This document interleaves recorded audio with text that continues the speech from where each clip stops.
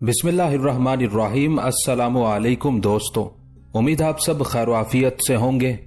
सराय में आकर ज़िदाक बिन तुगराई और रुकनुद्दीन दोनों अस्तबल की तरफ गए। वहां उन्होंने अपने घोड़ों के दाने चारे का जायजा लिया। उस समत से मुतमईन होकर दोनों अपने कमरे में आए। कमरे में दाखिल होने के बाद रुकनुद्दीन ने कमरे के दरवाजे को अंदर से जंजीर लगा दी।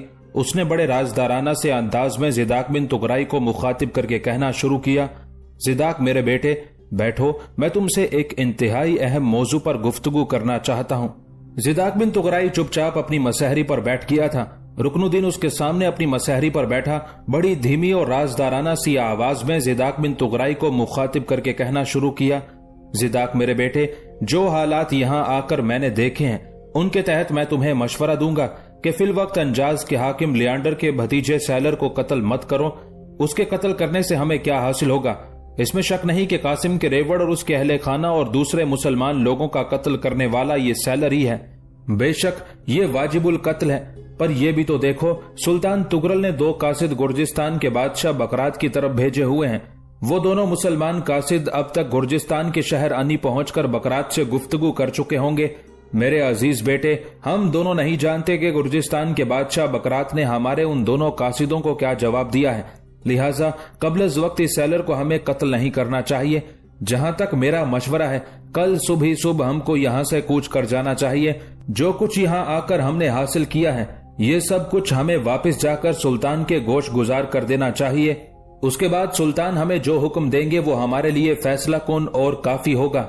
देख रुकनुद्दीन, मेरे मोहतरम, आपका अगर यही ख्याल है तो मैं इससे इत्तेफाक करता हूँ। अगर आप चाहते हैं कि सैलर को इस मौके पर कत्ल नहीं करना चाहिए तो फिर लाहे अमल के मुताबिक आने वाली सुबह को हम यहाँ से वापसी का कूच करेंगे। ज़िदाक बिन तुगराई का ये जवाब सुनकर रुकनुद्दीन खुश हो गया था। फिर कहने लगा, देख मेरे बेटे, अब तेरे और मेरे दरमियान ये आखिरी फैसला है कि सुबह ही सुबह हम यहाँ से कूच कर जाएंगे।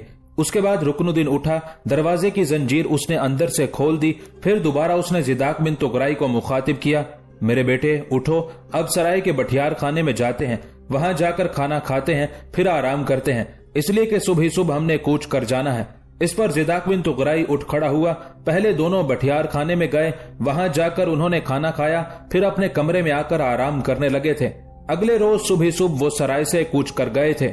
चरवाहा कासिम एक रोज दोपहर के करीब अपने घोड़े को तेजी से भगाता हुआ करियाम नाम की उस बस्ती के नवाही कोहिस्तानी सिलसिले में नमूदार हुआ, जहां अली जाग का बेटा बारबक और उसकी खूबसूरत और जवां साल बहन रोजबा अपना रेवड़ चराया करते थे। अपने घोड़े को भगाता हुआ कोहिस्तानी सिलसिले में जब वो उस जगह आया जहां बारबक और रोजबा रेवड़ चराया करते थे, तो उसने देखा उस वक्त रेवड़ के पास बारबक और रोजबा का अलावा उनका बाप अली जाग भी था। उन तीनों के करीब आकर कासिम अपने घोड़े से उतरा। उसे अकेला देखते हुए अली जाग ही नहीं, बारबक और रोजबा भी परेशान और अफसुर्दा से दिखाई देने लगे थे। घोड़े से उतरकर कासिम सीधा अली जाग के पास आया। पहले उससे बगलगीर होकर मिला, फिर उसने बारबक से मुसाफा किया। रोजबा की तरफ देखते हुए कहने लगा, रोजबा मेरी बेटी, तू कैसी है? जवाब में रोजबा ने गर्दन झुका ली, फिर कहने लगी, ठीक हूँ, पर आपके दोनों साथी किधर चले गए? इस पर कासिम कहने लगा, तुम लोग बैठो, फिर मैं तुम्हें सारे हालात तफसील से बताता हूँ। इस पर बारबक, रोजबा और अली जाग एक बड़ी चट्टान की ओट लगाकर बैठ गए। कासिम भी उनके सामने बैठ गया। फिर कासिम कह रहा था, मेरे अजीजों, मैं अपने साथियों रुकनुद्दीन और सुल्तान तुगरल के सालार आला ज़िदाक बिन तुगराई के साथ अंजाज की तरफ रवाना हुआ। रास्ते में सबसे पहले हमने शिकारगाह का रुख किया। पहले मैं उस ज़िदाक बिन तुगराई को आम सा इंसान समझता था, लेकिन जिस अंदाज में ये शिकारगाह के मुहाफिजों से टकराया, कसम खुदाए वाहिदो ला शरीक की, ये सारा मामला देखने के बाद मैंने ये अंदाजा लगाया है कि ये ज़िदाक बिन तुगराई जैसा जवान तेगजन मैंने आज तक नहीं देखा। इस अकेले ने बारी बारी शिकारगाह के 8 मुहाफिजों को मौत के घाट उतार दिया। एक मुहाफिज को थोड़ी देर के लिए जिंदा रखा, उससे उसने सारी मालूमात हासिल की, फिर उसे भी मौत के घाट उतार दिया। जो कुछ मालूमात हमने हासिल की उनका लुब्बे लुबाब ये है कि मेरे रेवड़, मेरे साथियों, मेरे अहले खाना का कत्ल अंजाज के हाकिम लियांडर के भतीजे सैलर ने किया है। ये सारी मालूमात हासिल करने के बाद मुझे ज़िदाक बिन तुगराई ने वापस भेज दिया है। दरअसल उसे खदशा था कि मैं कहीं पहचाना ना जाऊं, इसलिए कि कुछ कुत्ते शिकारगाह के बाहर भी बंधे हुए थे। वो भी मुझसे बड़ी मानूसियत का इजहार करने लगे। अब ज़िदाक बिन तुगराई और रुकनुद्दीन अंजाज की तरफ जा चुके हैं। मुझे इसलिए साथ नहीं ले गए कि वहां भी अगर कुछ कुत्ते हुए तो वो मुझे पहचान जाएंगे और मुझसे शनासाई का इजहार करेंगे, इसलिए हमारा भेद खुल जाने का खदशा और डर था। इसी बिना पर जिदाक बिन तुगराई ने शिकारगाह के मरने वाले 8 मुहाफिजों के घोड़े मेरे हवाले किए और मुझे हुक्म दिया कि मैं घोड़े रास्ते में बेचकर आपके पास चला जाऊं, यहाँ कयाम करूं। इतनी देर तक शायद रुकनुद्दीन और जिदाक बिन तुगराई भी अंजाज से लौट आए। शिकारगाह से निकलने के बाद मैंने आपकी बस्ती का रुख किया। रास्ते में मुझे एक सराय मिली, वहां मैंने 8 घोड़े फरोख्त कर दिए। मेरे पास खासी बड़ी रकम हो गई थी। 8 घोड़ों को आगे आगे हाँकते हुए मैं चूंकि उस सराय में देर से पहुंचा था, लिहाजा मैंने वहीं रात बसर की। अगला दिन और रात भी मैंने वहीं गुजारी और अब आपकी तरफ आ गया हूँ। मेरा दिल कहता है कि आज जिदाक बिन तुगराई और रुकनुद्दीन भी अंजाज शहर में अपने काम की तकमील करने के बाद लौटेंगे। फिर हम तीनों वापस निशापुर चले जाएंगे और निशापुर में कयाम करके उन कासिदों के लौटने का इंतजार करेंगे जिन्हें सुल्तान तुगरल ने गुर्जिस्तान के बादशाह बकरात की तरफ उसके मरकजी शहर अन्नी की तरफ रवाना कर रखा है। हमें यह देखना होगा कि गुर्जिस्तान का बादशाह बकरात उन कासिदों को क्या जवाब देता है, इसलिए कि वो कासिद मेरे रेवड़ ही के सिलसिले में बकरात की तरफ गए हैं। उनके जवाब ही की रोशनी में सुल्तान तुगरल गुर्जिस्तान के खिलाफ हरकत में आएंगे। चरवाहा कासिम जब खामोश हुआ तो उसकी तरफ तशवीशनाक अंदाज में देखते हुए अली जाक ने पूछा, कासिम मेरे अजीज भाई, तुम्हें रुकनुद्दीन और जिदाक बिन तुगराई को ये पता चल गया था कि तुम्हारे रेवड़ के मुहाफिजों तुम्हारे अहले खाना को कत्ल अंजाज के हाकिम के भतीजे सैलर ने किया है, तो फिर अंजाज जाने की क्या जरूरत थी? तुम लोग वहीं से निशापुर चले जाते और ये इतला जाकर अपने सुल्तान तुगरल को पहुंचाते। उसके बाद सुल्तान जो फैसला करता वही तुम्हारे हक में बेहतर होता। मैं समझता हूँ अंजाज जाकर जिदाक बिन तुगराई और रुकनुद्दीन ने न सिर्फ ये कि हिमाकत की है बल्कि अपने आप को जानबूझकर खतरात में डाला है। क्या तुम बता सकते हो इनका अंजाज में जाने का क्या मकसद है? अली जाक मेरे अजीज, मेरे मोहतरम, ये जिदाक बिन तुगराई कोई मामूली इंसान नहीं। जिस तरह वो शिकारगाह के 8 मुहाफिजों से निपटा है, उसकी तेगजनी, उसकी जुर्रतमंदी को देखते हुए मैं बिला झिझक ये कह सकता हूँ कि ये जिदाक बिन तुगराई अजानों की गूंजती आवाजों जैसा बाअजमत, स्याह शीशों पर चमकती बर्क जैसा दलेर, दुश्मनी की मुंडेर पर उतरते भूखे शाहीनों जैसा खूनख्वार और जंगजू है। मेरी दुआ है कि खुदावंदे दो जहां इस जिदाक बिन तुगराई को इसके हर कदम पर कामयाबी और फौजमंदी अता करे। यहाँ तक कहते कहते बूढ़ा चरवाहा कासिम रुक गया था, इसलिए कि उसने देखा बाएं जानिब से कुछ घुड़सवार अपने घोड़ों को सर पर दौड़ाते हुए उस तरफ आ रहे थे। उनकी तरफ देखते हुए कासिम कुछ परेशान और खौफजदा सा हो गया था। फिर वो फौरन बोला और रोजबा और बारबक की तरफ देखते हुए कहने लगा, रोजबा मेरी बेटी, बारबक मेरे बेटे, तुम फौरन बैठे ही बैठे खिसकते हुए यहाँ से हट जाओ। ये जो सवार आ रहे हैं, मेरा दिल कहता है ये खतरे से खाली नहीं है। तुम दोनों कहीं छुप जाओ। अगर उन्होंने हमसे कोई तफसील जानना चाहिए तो मैं और तुम्हारा बाप अली जाक कोई मुनासिब जवाब दे लेंगे। मेरे बच्चों, वो सवार लम्हा बा लम्हा करीब आते जा रहे हैं। इस पर रोजबा और बारबक दोनों ने एक बार अपने बाप अली जाक की तरफ देखा, जिस पर अली जाक ने भी उन दोनों को बड़ी शफकत और मोहब्बत में कहना शुरू किया, रोजबा मेरी बेटी, बारबक मेरे बेटे, कासिम ठीक कहता है। तुम दोनों बहन भाई बैठे ही बैठे फौरन खिसक कर किसी चट्टान की ओट में चले जाओ और ये हमारे साथ कैसा भी सलूक करें, तुम चट्टान की ओट से हरगिज हरगिज बाहर मत आना। इस पर रोजबा और बारबक दोनों हरकत में आए। बड़ी तेजी के साथ बैठे ही बैठे चलते हुए वो जरा हटकर एक बड़ी चट्टान की ओट की तरफ चले गए थे। वो सवार अपने घोड़ों को सर पर दौड़ाते हुए उस जगह आन रुके जहां कासिम और अली जाक बैठे हुए थे। जब वो नजदीक आए तब वो दोनों भी अपनी जगहों पर उठ खड़े हुए। फिर उन सवारों में से एक ने बेपनाह खुशी का इजहार करते हुए कासिम की तरफ इशारा करके अपने साथियों को मुखातिब करके कहना शुरू किया, यही वो शख्स है जिससे मैंने 8 घोड़े खरीदे थे। कासिम का माथा ठनक गया था कि खतरात उसके गिर्द मंडलाने लगे हैं। अली जाक भी फिक्रमंद हो गया था। फिर कुछ मुसल्ला जवान कासिम के करीब आए और उनमें से एक ने कासिम को मुखातिब किया, क्या तूने इसके हाथ 8 घोड़े फरोख्त किए थे? इस पर कासिम कुछ सोचने लगा, जिस पर वो सवार फिर धमकी आमेज लहजे में कहने लगा, अजनबी, मैं नहीं जानता तू कौन है, किन सरजमीनों से आया है, तेरा नाम क्या है, मगर झूठ ना बोलना। अगर झूठ बोलेगा तो मैं यहीं खड़े खड़े तेरी गर्दन काट कर चला जाऊंगा। जवाब में कासिम फौरन बोल उठा, मैं झूठ नहीं बोलूंगा, ना ही मैं इसकी जरूरत महसूस करता हूँ। यह शख्स जो कह रहा है सच है। मैंने ही इसके हाथ 8 घोड़े फरोख्त किए थे, पर तुम्हें इनसे मुतालिक क्या मालूमात चाहिए? इस पर वही सवार फिर बोल उठा, क्या तुम बता सकते हो कि वो 8 घोड़े तुमने कहां से हासिल किए थे? इस बार कासिम ने बड़ी तेजी से जवाब देना शुरू किया, देखो, दरअसल मैं एक रेवड़ का मालिक था। गुज़िश्ता दिनों किसी ने हमलावर होकर लूट लिया, मेरा रेवड़ छीन लिया, मेरे सारे अहले खाना और रेवड़ के मुहाफिजों को कत्ल कर दिया। पर मैं बदकिस्मती से किसी न किसी तरह बच निकला। मैं अंजाज के हाकिम के पास नालिश लेकर जा रहा था कि मेरे रेवड़ पर हमलावर होने वालों को पकड़ा जाए और उन्हें करारे वाकई सजा दी जाए। लेकिन जिस वक्त मैं अंजाज की तरफ जा रहा था, जिस बस्ती की सराय में मैंने घोड़े बेचे थे, उससे चंद मील आगे मुझे चंद सवार मिले। उनके पास 8 घोड़े थे। उन्होंने मुझे रोका और मुझसे पूछा कि किधर जा रहा हूँ। तो मैंने उन्हें अपनी पूरी दास्तान सुना दी।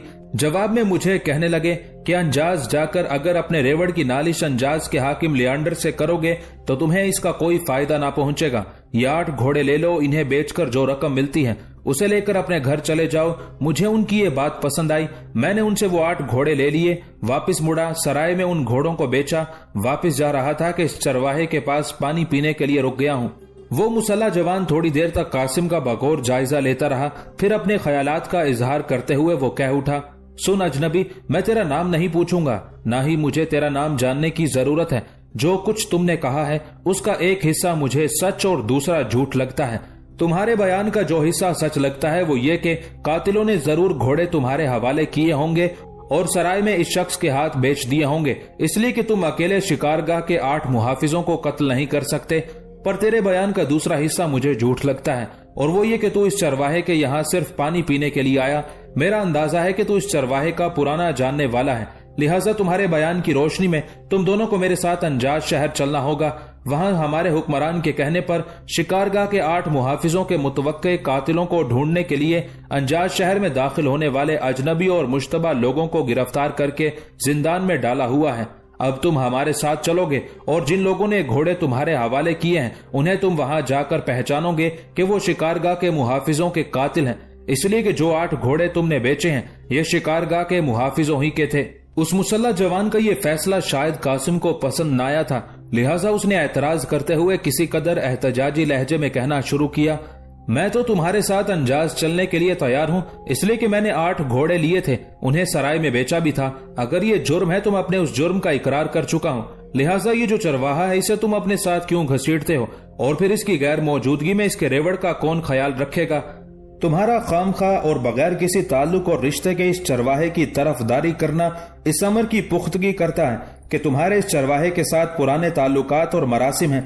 उसके साथ ही मुहाफिज ने तलवार खींच ली और उसे अपने सामने लहराते हुए हुक्मिया लहजे में वो फिर कासिम को कहने लगा, चुपचाप हमारे साथ हो लो। अगर मजीद तुमने कुछ कहने की कोशिश की और इस चरवाहे की तरफदारी की तो याद रखना मैं तुम्हें बुरी तरह जख्मी करके भी अंजाज लेकर जाऊंगा।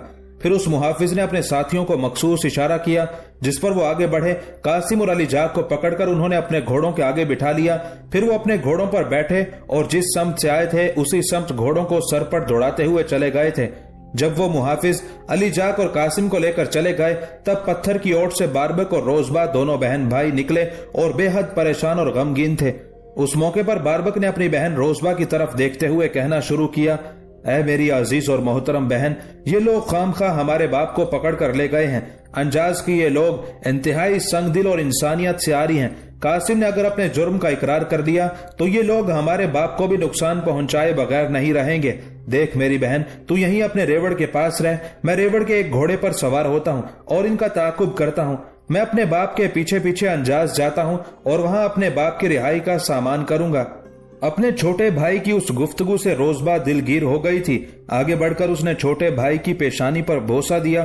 फिर वो रोती हुई आवाज में कह उठी, ऐ मेरे भाई, तू अभी कम उम्र है, तू कैसे बाप की रिहाई का सामान करेगा। काश हमारा कोई बड़ा भाई होता, कोई हमारा मजबूत सहारा होता तो आज ये मुसल्ला जवान यूं हमारे बाप को बेबस करके ना ले जाते। मेरे भाई, तू अंजाज जाकर क्या करेगा, वहां तू अपने बाप को कैसे छुड़ाएगा। मैं तो कहती हूँ दोनों बहन भाई घर जाते हैं और इस हादसे की इत्तला जाकर माँ को करते हैं। नहीं बहन, हरगिज नहीं मेरी बहन, इस हादसे की इत्तला माँ को नहीं करनी चाहिए। हो सकता है वो ये सदमा ही बर्दाश्त ना कर सके। मेरी बहन, पहले हमें अपने बाप की रिहाई के लिए कुछ करना होगा। मैं अंजाज की तरफ जाता हूँ। सुन मेरी बहन, तू जानती है जिदाक बिन तुगराई और रुकनुद्दीन भी वहीं गए हुए हैं। वो जरूर किसी सराय में कयाम किए हुए होंगे। मैं इस सिलसिले में जिदाक बिन तुगराई से मिलूंगा। तू जानती है वो ऐसा नौजवान है जो मुश्किल से मुश्किल और नाकाबिले तस्खीर काम सर अंजाम देने की हिम्मत और जुर्रत रखता है। मैं उसी से मिलूंगा और उससे इल्तिमास करूंगा कि वो हर सूरत में मेरे बाप को छुड़ाए। मेरी बहन, मुझे उम्मीद है कि मैं अपने बाप को सलामती के साथ वापस लाने में कामयाब हो जाऊंगा। मेरे और बाप के मुतालिक माँ पूछे तो कहना वो किसी जरूरी काम के सिलसिले में अंजाज गए हैं, कल तक लौट आएंगे। अब तू मजीद कुछ मत कहना, इसलिए कि मैं जरूर इन लोगों के पीछे अंजाज की तरफ जाऊंगा। जवाब में रोजबा ने अपनी आंखों से बहने वाले आंसू पूंछे, फिर सिसकते हुए कहने लगी, मेरे अजीज भाई, मैं तेरी राह में रुकावट नहीं बनूंगी। ये जो तूने ज़िदाक बिन तुगराई का जिक्र किया है तो मेरा दिल कहता है कि वो ऐसा हमदर्द नेक नौजवान है कि वो जरूर हमारे बाप की रिहाई का सामान करेगा। देख मेरे भाई, तू ताकुब में जरूर अंजाज तक जा, लेकिन मुसल्ला जवानों की निगाह से बचकर रहना। पहले अंजाज की सारी सराहों को छानना। अगर ज़िदाक बिन तुगराई तुम्हें मिले तो उसे मेरी तरफ से भी मिन्नत समाजत करना कि वो हमारे बाप की रिहाई का सामान करे। अब तो मैं बड़ी बेचैनी से तेरी वापसी का इंतजार करूंगी। उसके साथ ही करीब पड़ा हुआ एक दहाना बारबक ने उठाया और भागता हुआ एक घोड़े के पास गया। उसकी नंगी पीठ पर सवार हुआ और उसे सर पर दौड़ाता हुआ वो अंजाज शहर की तरफ जा रहा था। अंजाज के वो मुसल्ला जवान अली जाक और कासिम को लेकर कोई लगभग 10 मील दूर गए होंगे कि सामने की तरफ से 2 सवार आते हुए दिखाई दिए। फिर अचानक कासिम और अली जाक के चेहरों पर सुकून बिखर गया, इसलिए कि सामने की तरफ से आने वाले ज़िदाक बिन तुगराई और रुकनुद्दीन थे। मुखालिफ समत से आने वाले ज़िदाक बिन तुगराई और रुकनुद्दीन भी कासिम और अली जाक को पहचान गए थे। उनके पास से गुजरते हुए अजीब से अंदाज में कासिम की तरफ देखते हुए अली जाक ने आंख का इशारा किया। इस पर अली जाक और कासिम ने किसी किस्म के रद्द अमल का इजहार न किया और वह उन 6 मुसल्ला जवानों के आगे आगे बेबसी का इजहार करते हुए खामोश रहे।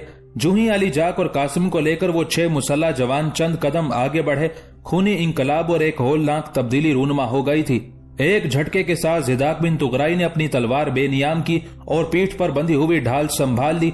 अब वो उस खूनख्वार चीते की तरह था जो कई दिनों का भूखा हो और शिकार का मुतलाशी हो।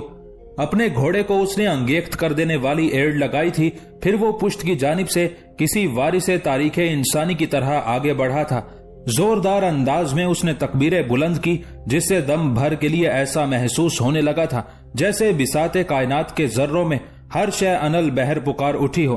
फिर देखते ही देखते 6 मुसल्ला जवानों पर ज़िदाक बिन तुगराई हमलावर हो गया था। कबल इसके कि वो 6 मुहाफिज पलटकर ज़िदाक बिन तुगराई का सामना करते, उसका मुकाबला करते, ज़िदाक बिन तुगराई उन पर बिजलियों के शरारों की तरह इस तेजी इस सूरत से वारिद हुआ कि देखते ही देखते उनकी मुज़ाहमत शुरू होने से पहले ही पहले उसने 6 की गर्दनें काट कर रख दी थी। उस मौके पर वो शख्स जिसने कासिम से घोड़े खरीदे थे भागना चाहता था, पर कासिम ने मरने वालों में से एक की तलवार ली, उस पर हमलावर होकर उसकी गर्दन काट दी। फिर वो ज़िदाक बिन तुगराई को कहने लगा, जिस शख्स को मैंने कत्ल किया है इसके हाथ मैंने घोड़े बेचे थे। यही हरामखोर मुसल्ला जवानों को मेरे पीछे अली जाक के रेवड़ तक ले आया था। कासिम की उस गुफ्तगू का ज़िदाक बिन तुगराई ने कोई जवाब न दिया। उसके चेहरे पर अभी तक गज़बनाकी के आसार थे। उसकी आंखें सुर्ख हो रही थी, बिल्कुल उस शाहीन की तरह जो अभी अभी शिकार से फारिग हुआ हो। अपने घोड़े से उतरकर ज़िदाक बिन तुगराई ने अपनी खून आलूद तलवार साफ की और अपने सामने कासिम की तरफ देखते हुए कहने लगा, तफसील से बताओ ये वाकया कैसे पेश आया। जल्दी जल्दी कासिम ने सारे हालात सुना दिए थे। इस पर ज़िदाक बिन तुगराई ने बड़ी आजिज़ी बड़ी इंकसारी से अली जाक की तरफ देखते हुए कहना शुरू किया, अली जाक मेरे मोहतरम, कासिम की वजह से आपको जो तकलीफ और जहमत उठाना पड़ी उसके लिए मैं माजरत खा हूँ। मुझे उम्मीद है कि इस सिलसिले में आप अपने दिल में मैल नहीं आने देंगे। ज़िदाक बिन तुगराई शायद अपना सिलसिला कलाम जारी रखता, पर दरमियान में अली जाक ने बोलते हुए उसकी बात काट दी थी। अली जाक कह रहा था, ज़िदाक मेरे बेटे, क्यों शर्मसार करते हो, बल्कि मुझे तुम्हारा शुक्रिया अदा करना चाहिए कि जिस मुसीबत के वक्त तुम मेरे और कासिम के काम आए हो, ऐसे वक्त में तो अपने भी साथ छोड़ देते हैं। जिस तरह तूने अंजाज के इन 6 मुहाफिजों का खात्मा किया है, मेरे बेटे ये काम हर जवान नहीं कर सकता। मैं तेरी शुजाअत, तेरी दलेरी, तेरी अजमत को सलाम करता हूँ। अली जाक की उस गुफ्तगू का जवाब देने की बजाय ज़िदाक बिन तुगराई ने बात का रुख बदला और कहने लगा, मेरे ख्याल में हमें यहाँ ज्यादा देर रुककर वक्त जाया नहीं करना चाहिए। मरने वालों की लाशों को गड्ढा खोदकर उसमें दबा देना चाहिए और यहाँ जो खून के धब्बे हैं वो रगड़कर मिटा देने चाहिए। इसके बाद हमें वापस चलना चाहिए। अली जाक, कासिम और रुकनुद्दीन ने ज़िदाक बिन तुगराई की उस तजवीज से इत्तेफाक किया। फिर वो शाहरा से हटकर एक तरफ गड्ढा खोदने लगे थे। जिस वक्त वो गड्ढा खोद चुके लाशों को गड्ढे में फेंक रहे थे, ऐन उसी वक्त पुश्त की जानिब से बारबक अपना घोड़ा सर पर दौड़ाता हुआ वहां पहुंचा था। अली जाक उसे देखकर फिक्रमंद हो गया था। फौरन उसकी तरफ मुतवज्जे हुआ और कहने लगा, मेरे बेटे खैरियत तो है? इस पर बारबक ने अपने घोड़े से छलांग लगाई, भागकर अपने बाप से लिपट गया। फिर कहने लगा, मेरे बाप शुक्र है कि आप खैरियत से हैं। मेरा दिल कहता है जो मुसल्ला जवान आपको पकड़ कर ले गए थे उनका खात्मा ज़िदाक बिन तुगराई ने किया है। मैं आपके पीछे पीछे अंजाज की तरफ आ रहा था। मेरा ख्याल था कि अंजाज में ज़िदाक बिन तुगराई से मिलकर आपकी रिहाई का सामान करूंगा। जवाब में अली जाक ने बारबक को वो सारे हालात तफसील से बता दिए जिस तरह मुसल्ला जवानों पर हमलावर होकर ज़िदाक बिन तुगराई ने उनकी जान बचाई थी। ये खबर सुनकर बारबक ऐसा खुश हुआ कि वो पूरे जज्बात में भागकर वो ज़िदाक बिन तुगराई से लिपट गया। ज़िदाक बिन तुगराई ने झुककर उसकी पेशानी पर बोसा दिया, फिर उसे अलहदा किया। उसके बाद सारी लाशों को दफन करने के बाद जो वहां खून के धब्बे थे वो भी उन्होंने मिटा दिए। उस मौके पर बारबक ने ज़िदाक बिन तुगराई को मुखातिब करके कहना शुरू किया, ज़िदाक मेरे मोहतरम भाई, आप सीधे उस कोहिस्तानी सिलसिले की तरफ आए जहां हम रेवड़ चराया करते थे। वहीं से हमारे बाप को अंजाज के मुसल्ला जवानों ने पकड़ा था। वहां मेरी बहन रोजबा बड़ी बेचैनी से मेरा इंतजार कर रही होगी। आप लोग मेरे पीछे आएंगे। मैं रवाना होता हूँ, अपनी बहन के पास जाता हूँ, उसे जाकर ये खुशखबरी कहता हूँ। उसके साथ ही बारबक अपने घोड़े पर सवार हुआ और पुरजोश एड़ घोड़े को लगाता हुआ वो वहां से चला गया था। उसके जाने के बाद ज़िदाक और दूसरे लोग भी अपने घोड़ों पर सवार हुए और वहां से रवाना हो गए थे। अपने घोड़े को सर पर दौड़ाता हुआ बारबक उस कोहिस्तानी सिलसिले में दाखिल हुआ जिसमें उनका रेवड़ चरता था। उसने देखा उसकी बहन रोजबा कोहिस्तानी सिलसिले की एक बुलंद चोटी पर खड़ी बड़े गौर से उसकी तरफ देख रही थी। अपने घोड़े को सर पर दौड़ाते हुए वो अपनी बहन रोजबा के करीब आया और एक जस्त लगाते हुए वो नीचे उतरा। इतनी देर तक रोजबा भागकर उसके पास आई और फूली सांसों में पूछने लगी, बारबक मेरे अजीज भाई, तुम लौट आए हो? बारबक भागा और पूरी कुव्वत से रोजबा से लिपट गया था। फिर वो बेपनाह खुशी का इजहार करते हुए कह रहा था, है मेरी अजीजो मोहतरम बहन, मैं तुम्हारे लिए खुशखबरी लेकर आया हूँ। यूं जानो तुम्हारा भाई बारबक अपने बाप को छुड़ाने में कामयाब हो चुका है। वो सामने जनूब मगरिब की तरफ देखो, जो सवार आ रहे हैं उनमें हमारा बाप भी शामिल है। उनके साथ चरवाहा कासिम भी है। अपने भाई के उस इंकशाफ पर खूबसूरत और हसीन रोजबा के चेहरे पर ऐसी दिलकशी, ऐसी खुशियां बिखरी थी कि जिनको अल्फाज में बयान तक नहीं किया जा सकता। फिर अपने भाई को उसने अपने साथ लिपटा लिया और उसका मुंह चूमते हुए पूछने लगी, मेरे भाई, मेरे बाप की जान अंजाज के उन 6 मुसल्ला जवानों से कैसे बची? जाहिर है तुम तो बाप की रिहाई का सामान नहीं कर सकते। इस पर गौर से रोजबा की तरफ देखते हुए बारबक ने पूछा, मेरी बहन, मैंने तुम्हें इशारा दिया था कि 4 सवार आ रहे हैं। 2 का तो मैंने तुम्हें बता दिया कि एक हमारे बाप दूसरे कासिम है, लेकिन तूने बाकी 2 सवारों के मुतालिक नहीं पूछा। रोजबा ने तेज निगाहों से अपने भाई बारबक की तरफ देखा, फिर खलाओं में घूरते हुए कहने लगी, बारबक मेरा दिल कहता है कि बाकी 2 सवार ज़िदाक बिन तुगराई और मोहतरम रुकनुद्दीन हो सकते हैं। मेरा दिल ये भी कहता है कि मेरे बाप की रिहाई का सामान इस ज़िदाक बिन तुगराई ने किया होगा। रोजबा की उस गुफ्तगू से बारबक खुश हो गया था। फिर वो पहले की निस्बत ज्यादा खुशी का इजहार करते हुए कहने लगा, अजीज बहन, तेरा अंदाजा दुरुस्त है। जिस वक्त अंजाज के 6 मुसल्ला जवान हमारे बाप और कासिम को पकड़ कर ले गए थे तो उनकी खुशकिस्मती के सामने की तरफ से ज़िदाक बिन तुगराई और रुकनुद्दीन आ गए। मेरे बाप ने मुझे बताया कि ज़िदाक अकेला उन पर आंधियों और तूफानों की तरह हमलावर हुआ और थोड़ी देर की कश्मकश में अकेले ने उन 6 को मौत के घाट उतार दिया। उस शख्स को भी मौत के घाट उतार दिया गया है जिसके हाथ कासिम ने घोड़े बेचे थे और जो अपने साथ वो 6 मुसल्ला जवान लेकर आया था। अब कोई कासिम की निशानदही करने वाला नहीं रहा। मेरी अजीज बहन, इस ज़िदाक बिन तुगराई ने हमारे लिए वो मार्का सर अंजाम दिया है जिसका जिस कदर भी शुक्रिया अदा किया जाए कम है। बारबक की उस गुफ्तगू से रोजबा थोड़ी देर तक अपनी जगह पर खड़ी मुस्कुराती रही। फिर एकदम वो हरकत में आई और जमीन के नंगे सीने पर सजदा रेज हो गई थी। फिर अजीब से अंदाज में वो अपने खुदावंद को मुखातिब करते हुए कह रही थी, तू बड़ा मेहरबान, बड़ा रहम करने वाला है। अपने बाप के बगैर मैं और मेरा भाई दोनों ही उम्मीदों की राख तले जलती मुसर्रतों के अंगारों जैसे हो जाते। मेरे अल्लाह, तूने अपनी मेहरबानी से हमारे लिए एहसास के वीरान खंडरों में बेचैन भटकती फिरती ख्वाहिशों की जगह सुबह के तबस्सुम की किरणें भरती हैं। मेरे अल्लाह, हम जितना भी तेरा शुक्र अदा करें कम है। यहाँ तक कहने के बाद रोजबा उठ खड़ी हुई, इसलिए कि अपने करीब ही उसे घोड़ों की टापों की आवाज सुनाई दी थी। वो खड़ी हुई तो उसने देखा उसके करीब ही उसके बाप के अलावा कासिम, ज़िदाक बिन तुगराई और रुकनुद्दीन ने अपने घोड़ों को रोका था।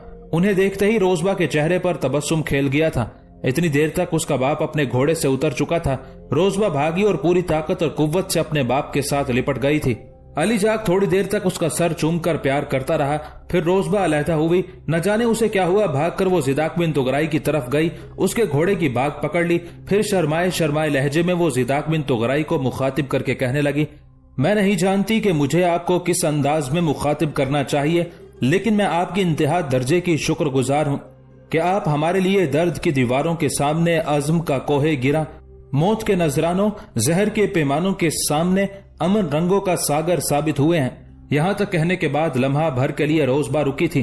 फिर बड़े गौर से उसने जिदाक बिन तुगराई की तरफ देखा था। उस समय उसकी सोई सोई आंखों में चाहत के छलकते जाम, खोई खोई नजरों में मोहब्बत के पैगाम, उसके शीरी लबों पर अपनायत की तिश्नगी, जबकि उसकी संदली बाहों महताब चेहरे से सुपुर्दगी टपकती थी। जिस वक्त हसीन और खूबसूरत रोजबा अजीब से अंदाज में जिदाक बिन तुगराई की तरफ देख रही थी, उस वक्त वो सरापाए हुस्न खुशबू से तराशा पैकर हो रही थी। उसकी आंखें शोले ही शोले, खुमार ही खुमार, नशा ही नशा, ख्वाब ही ख्वाब दे रही थी।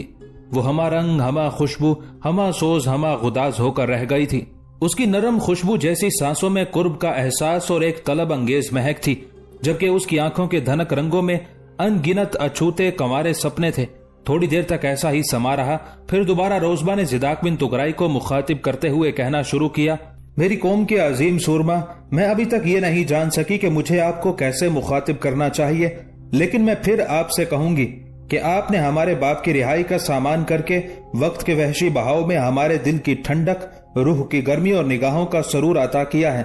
मैं आपकी शुजात को सलाम करती हूँ। रोजबा जब खामोश हुई तो अपने घोड़े पर बैठे ही बैठे जिदाक बिन तुगराई थोड़ी देर मुस्कुराता रहा। शायद वो रोजबा की उस गुफ्तगू से लुत्फानंदोज हो रहा था। फिर उसने रोजबा को मुखातिब किया, ऐ बिनते अली जाक, मैंने तुम पर कोई एहसान नहीं किया।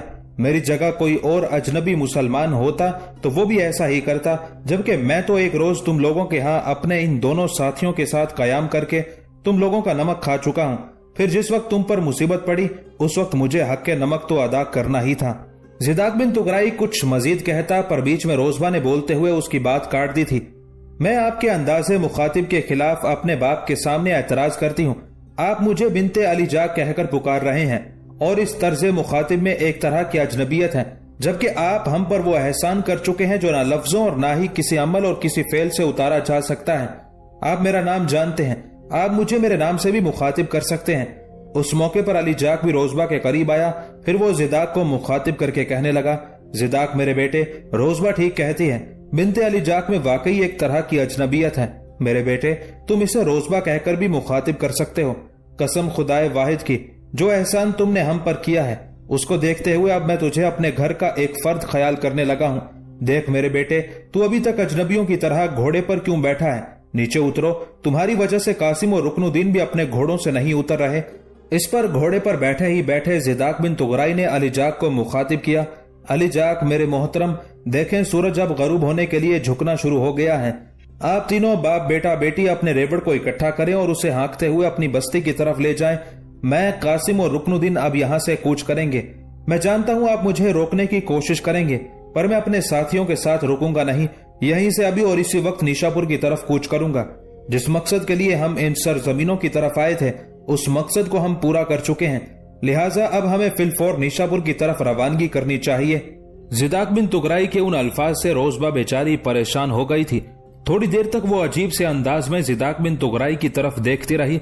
फिर किसी कदर रोती और बयान करती हुई आवाज में उसने जिदाक बिन तुगराई को मुखातिब किया, अगर हम आपको ना जाने दें तो क्या आप हमारी नाराजगी की परवाह किए बगैर जबरदस्ती चले जाएंगे? इस पर एक अजीब सी निगाह जिदाक बिन तुगराई ने अपने सामने रोजबा पर डाली। फिर वो कहने लगा, नहीं, मैं तुम लोगों को नाराज करके जबरदस्ती तो यहाँ से कूच नहीं कर सकता। जिदाक बिन तुगराई के उन अल्फाज से रोजबा की हालत यकसर तब्दील हो गई। वो बेचारी जिदाक बिन तुगराई के उस जवाब से दौड़ते तखय्युलात में लफ्जों की तितलियों सी खुश, आईनों में रक्स करते सायों पर छाती शोला फिशा बिजलियों जैसी खुशकुन और रात के प्यार में गुम चंबेली के दूधिया फूलों जैसी शादाब और पुरसकून होकर रह गई थी। फिर उसने जिदाक बिन तुगराई के घोड़े की बाग को एक झटका दिया और एक अजीब से अनोखी सरशारी में वो जिदाक बिन तुगराई को मुखातिब करके कहने लगी, अगर यह मामला है तो फिर हम आपको नहीं जाने देंगे। अगर ज्यादा नहीं तो कम अज कम आने वाली रात ही आप हमारे यहाँ कयाम करें। आपने जो हमारे लिए मार का सर अंजाम दिया है उसको सामने रखते हुए हम किसी भी तरह आपको अजनबियों की तरह कूच नहीं करने देंगे। قبل اس کے کہ زداق بن تغرائی روزبہ کی اس گفتگو کا جواب دیتا، اس موقع پر علی جاک بھی بول پڑا۔ اس نے بھی اپنی بیٹی روزبہ کی تائید کرتے ہوئے کہنا شروع کیا، زداق میرے بیٹے، روزبہ ٹھیک کہتی ہے، اگر تم جانے کے لیے ضد کرو گے تب بھی ہم تمہیں نہیں جانے دیں گے۔ اب تمہارے ساتھ ہمارا ایک تعلق، ایک رشتہ ہے۔ میرے بیٹے گھوڑے سے اترو، ہم سب اکٹھے گھر چلتے ہیں۔ اس پر چپ چاپ زداق بن تغرائی اپنے گھوڑے سے اتر گیا تھا۔ اس کی طرف دیکھتے ہوئے قاسم اور رکن الدین بھی اپنے گھوڑوں سے اتر گئے۔ اس صورتحال پہ روزبہ ایسی خوش ہوئی کہ وہ جھومتی ہوئی ایک طرف بھاگی اور اپنے بھائی باربک کو مخاطب کرتے ہوئے کہنے لگی، باربک میرے بھائی، آؤ ریوڑ کے جانوروں کو سمیٹیں اور گھر چلیں۔ باربک بھی اس کے پیچھے پیچھے بھاگ لیا تھا، جبکہ زداق بن تغرائی، علی جاک، قاسم اور رکن الدین ان دونوں بہن بھائی کو اس طرح خوش اور شادمان دیکھ کر مسکرا رہے تھے۔ تھوڑی دیر میں ان دونوں بہن بھائی نے اپنے ریوڑ کو سمیٹ لیا، پھر وہ سب ریوڑ کے ساتھ کوہستانی سلسلے سے علی جاک کی بستی قریام کی طرف جا رہے تھے۔ اپنے ریوڑ کو باڑے میں بند کرنے کے بعد علی جاک سب کو لے کر اپنی حویلی میں آیا۔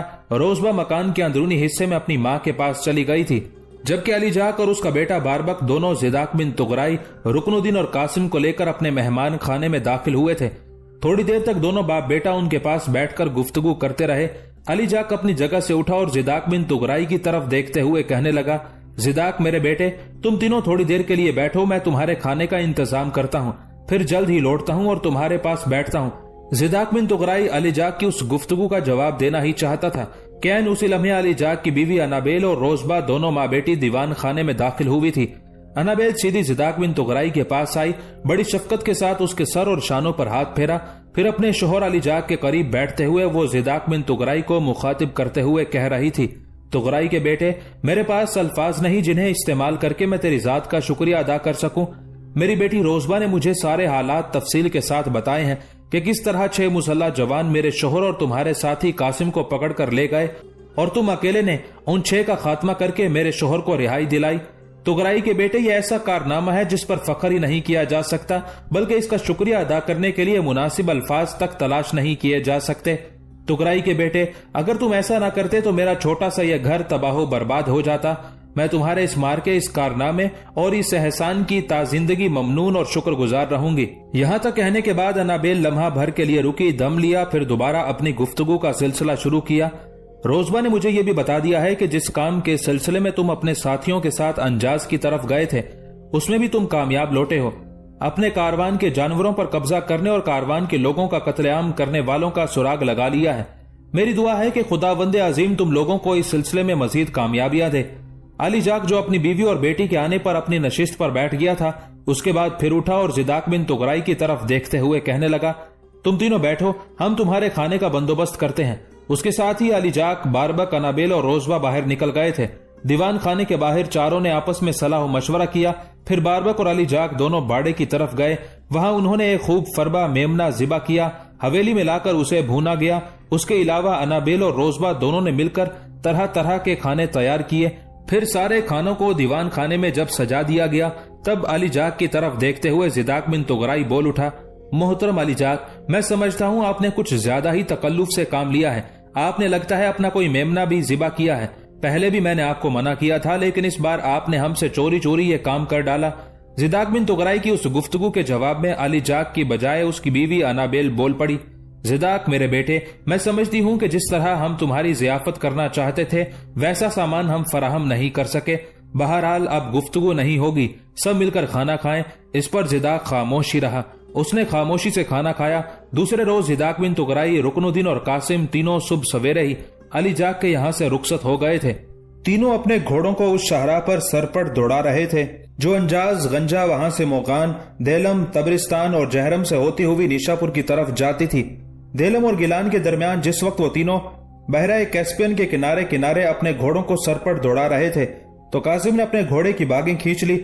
ساتھ ہی اس نے زداق بن تغرائی اور رکن الدین کو بھی رک جانے کے لیے کہا۔ اس پر زداق اور رکن الدین نے بھی اپنے گھوڑوں کی باگیں کھینچتے ہوئے انہیں روک لیا۔ پھر قاسم زداق بن تغرائی کے قریب آیا اور اسے مخاطب کر کے کہنے لگا، زداق میرے بیٹے، میری خاطر جو تم نے یہ کام سر انجام دیا ہے، اس کے لیے میں اس قابل تو نہیں کہ تمہارا شکریہ ادا کر سکوں۔ سن میرے بیٹے، یہاں جھیل کیسپین کے کنارے ایک بستی میں میرے کچھ جاننے والے ہیں، میں چند روز ان کے یہاں قیام کروں گا۔ اس کے بعد میں وعدہ کرتا ہوں کہ ان قریب نیشاپور میں تم سے آن ملوں گا۔ मुझे उम्मीद है कि सुल्तान तुगरल गुर्जिस्तान के हुक्मरान बकरात से मेरे नुकसान की तलाफी जरूर कराएंगे। इस पर ज़िदाक बिन तुगराई और रुकनुद्दीन ने एक दूसरे की तरफ सवालिया अंदाज में देखा। फिर दोनों अपने घोड़ों को कासिम के करीब लाए। बारी बारी दोनों ने उससे मुसाफा किया। उसके बाद ज़िदाक बिन तुगराई ने कासिम को मुखातिब किया, कासिम मेरे बुजुर्ग, अगर तुम्हारे यहाँ जानने वाले हैं तो तुम उनके यहाँ जरूर कयाम करो, लेकिन मैं निशापुर में बड़ी बेचैनी से तुम्हारी आमद का इंतजार करूंगा। मुझे कभी उम्मीद है कि तुम्हारे नुकसान की तलाफी जरूर होगी। गुर्जिस्तान के बादशाह बकरात ने ऐसा करने से इनकार कर दिया तो मुझे उम्मीद है कि सुल्तान तुगरल उसकी ईंट से ईंट बजा कर रख देगा। उसके बाद ज़िदाक बिन तुगराई और रुकनुद्दीन दोनों ने कासिम को अलविदा कहा। कासिम दाएं जानिब एक बस्ती की तरफ रवाना हो गया, जबकि ज़िदाक बिन तुगराई और रुकनुद्दीन एक बार फिर निशापुर की तरफ जाने वाली शाहराह पर अपने घोड़ों को सरपट दौड़ा रहे थे। गुर्जिस्तान के मरकजी शहर आनी में गुर्जिस्तान का बादशाह बकरात अपने कसर में बैठा था कि उसके सामने सुल्तान तुगरल सलजोकी के 2 कासिदों को पेश किया गया। जो ही वो कासिद बकरात के सामने आए, बकरात ने उन्हें मुखातिब करके कहना शुरू किया, मेरे चौबदार ने तुम दोनों से मुतालिक मुझे तफसील बता दी है। उसका कहना है कि तुम दोनों मुसलमानों के सुल्तान तुगरल की तरफ से आए हो और मुसलमानों के किसी रेवड़ और उसके मालकान के मारे जाने से मुतालिक नालिश रखते हो। इस पर उन कासिदों में से एक ने बकरात को अपनी बात मुकम्मल ना करने दी और पहले ही बोल पड़ा, गुर्जिस्तान के बादशाह, आपका कहना दुरुस्त है। हमें हमारे सुल्तान तुगरल ने आपकी तरफ रवाना किया है। ए बादशाह, मुसलमान चरवाहों का एक कारवान जो खाना बदोशों पर मुश्तमिल था गंजा की तरफ सफर कर रहा था। क्या आपकी ममलुकत के कुछ लोग उस पर हमलावर हुए? उन्होंने सारे खाना बदोश मुसलमानों का कत्लेआम किया और रेवड़ के जानवर जो हजारों पर मुश्तमिल थे हाँक कर ले गए। उन खाना बदोशों में से एक जो हकीकत में उस रेवड़ का मालिक था, किसी न किसी तरह छुपकर बच निकला। फिर वो सुल्तान तुगरल की खिदमत में हाजिर हुआ और अपने उस नुकसान की तलाफी की गुजारिश की। ए बादशाह, उसके जवाब में हमारे सुल्तान ने हमें आपकी तरफ रवाना किया है और ये पैगाम भेजा है कि आपकी सल्तनत के जिन लोगों ने मुसलमानों के उस कारवान पर हमला किया, उन्हें गिरफ्तार करके सुल्तान तुगरल की तरफ रवाना किया जाए और रेवड़ के जानवर जो हजारों पर मुश्तमिल थे उसकी करारे वाकई तलाफी का सामान किया जाए। मुसलमान कासिद की उस गुफ्तगू के जवाब में बकरात थोड़ी देर तक धीमी धीमी मकरू किस्म की हंसी हंसता रहा। फिर दोनों कासिदों को मुखातिब करके कहने लगा, तुम्हारा सुल्तान तुगरल भी अजीब अहमक इंसान है। वो हुकूमत तो निशापुर में बैठकर करता है और तलाफी उन कारवानों की करना चाहता है जो गंजा के पास लुट गए। गंजा जानते हो निशापुर से सैकड़ों मील दूर है और उन सरजमीनों से तुम्हारे सुल्तान का क्या ताल्लुक? गुर्जिस्तान के बादशाह बकरात की उस गुफ्तगू का दोनों कासिदों ने बुरा माना। दोनों ने एक दूसरे की तरफ देखा, फिर कोई फैसला किया।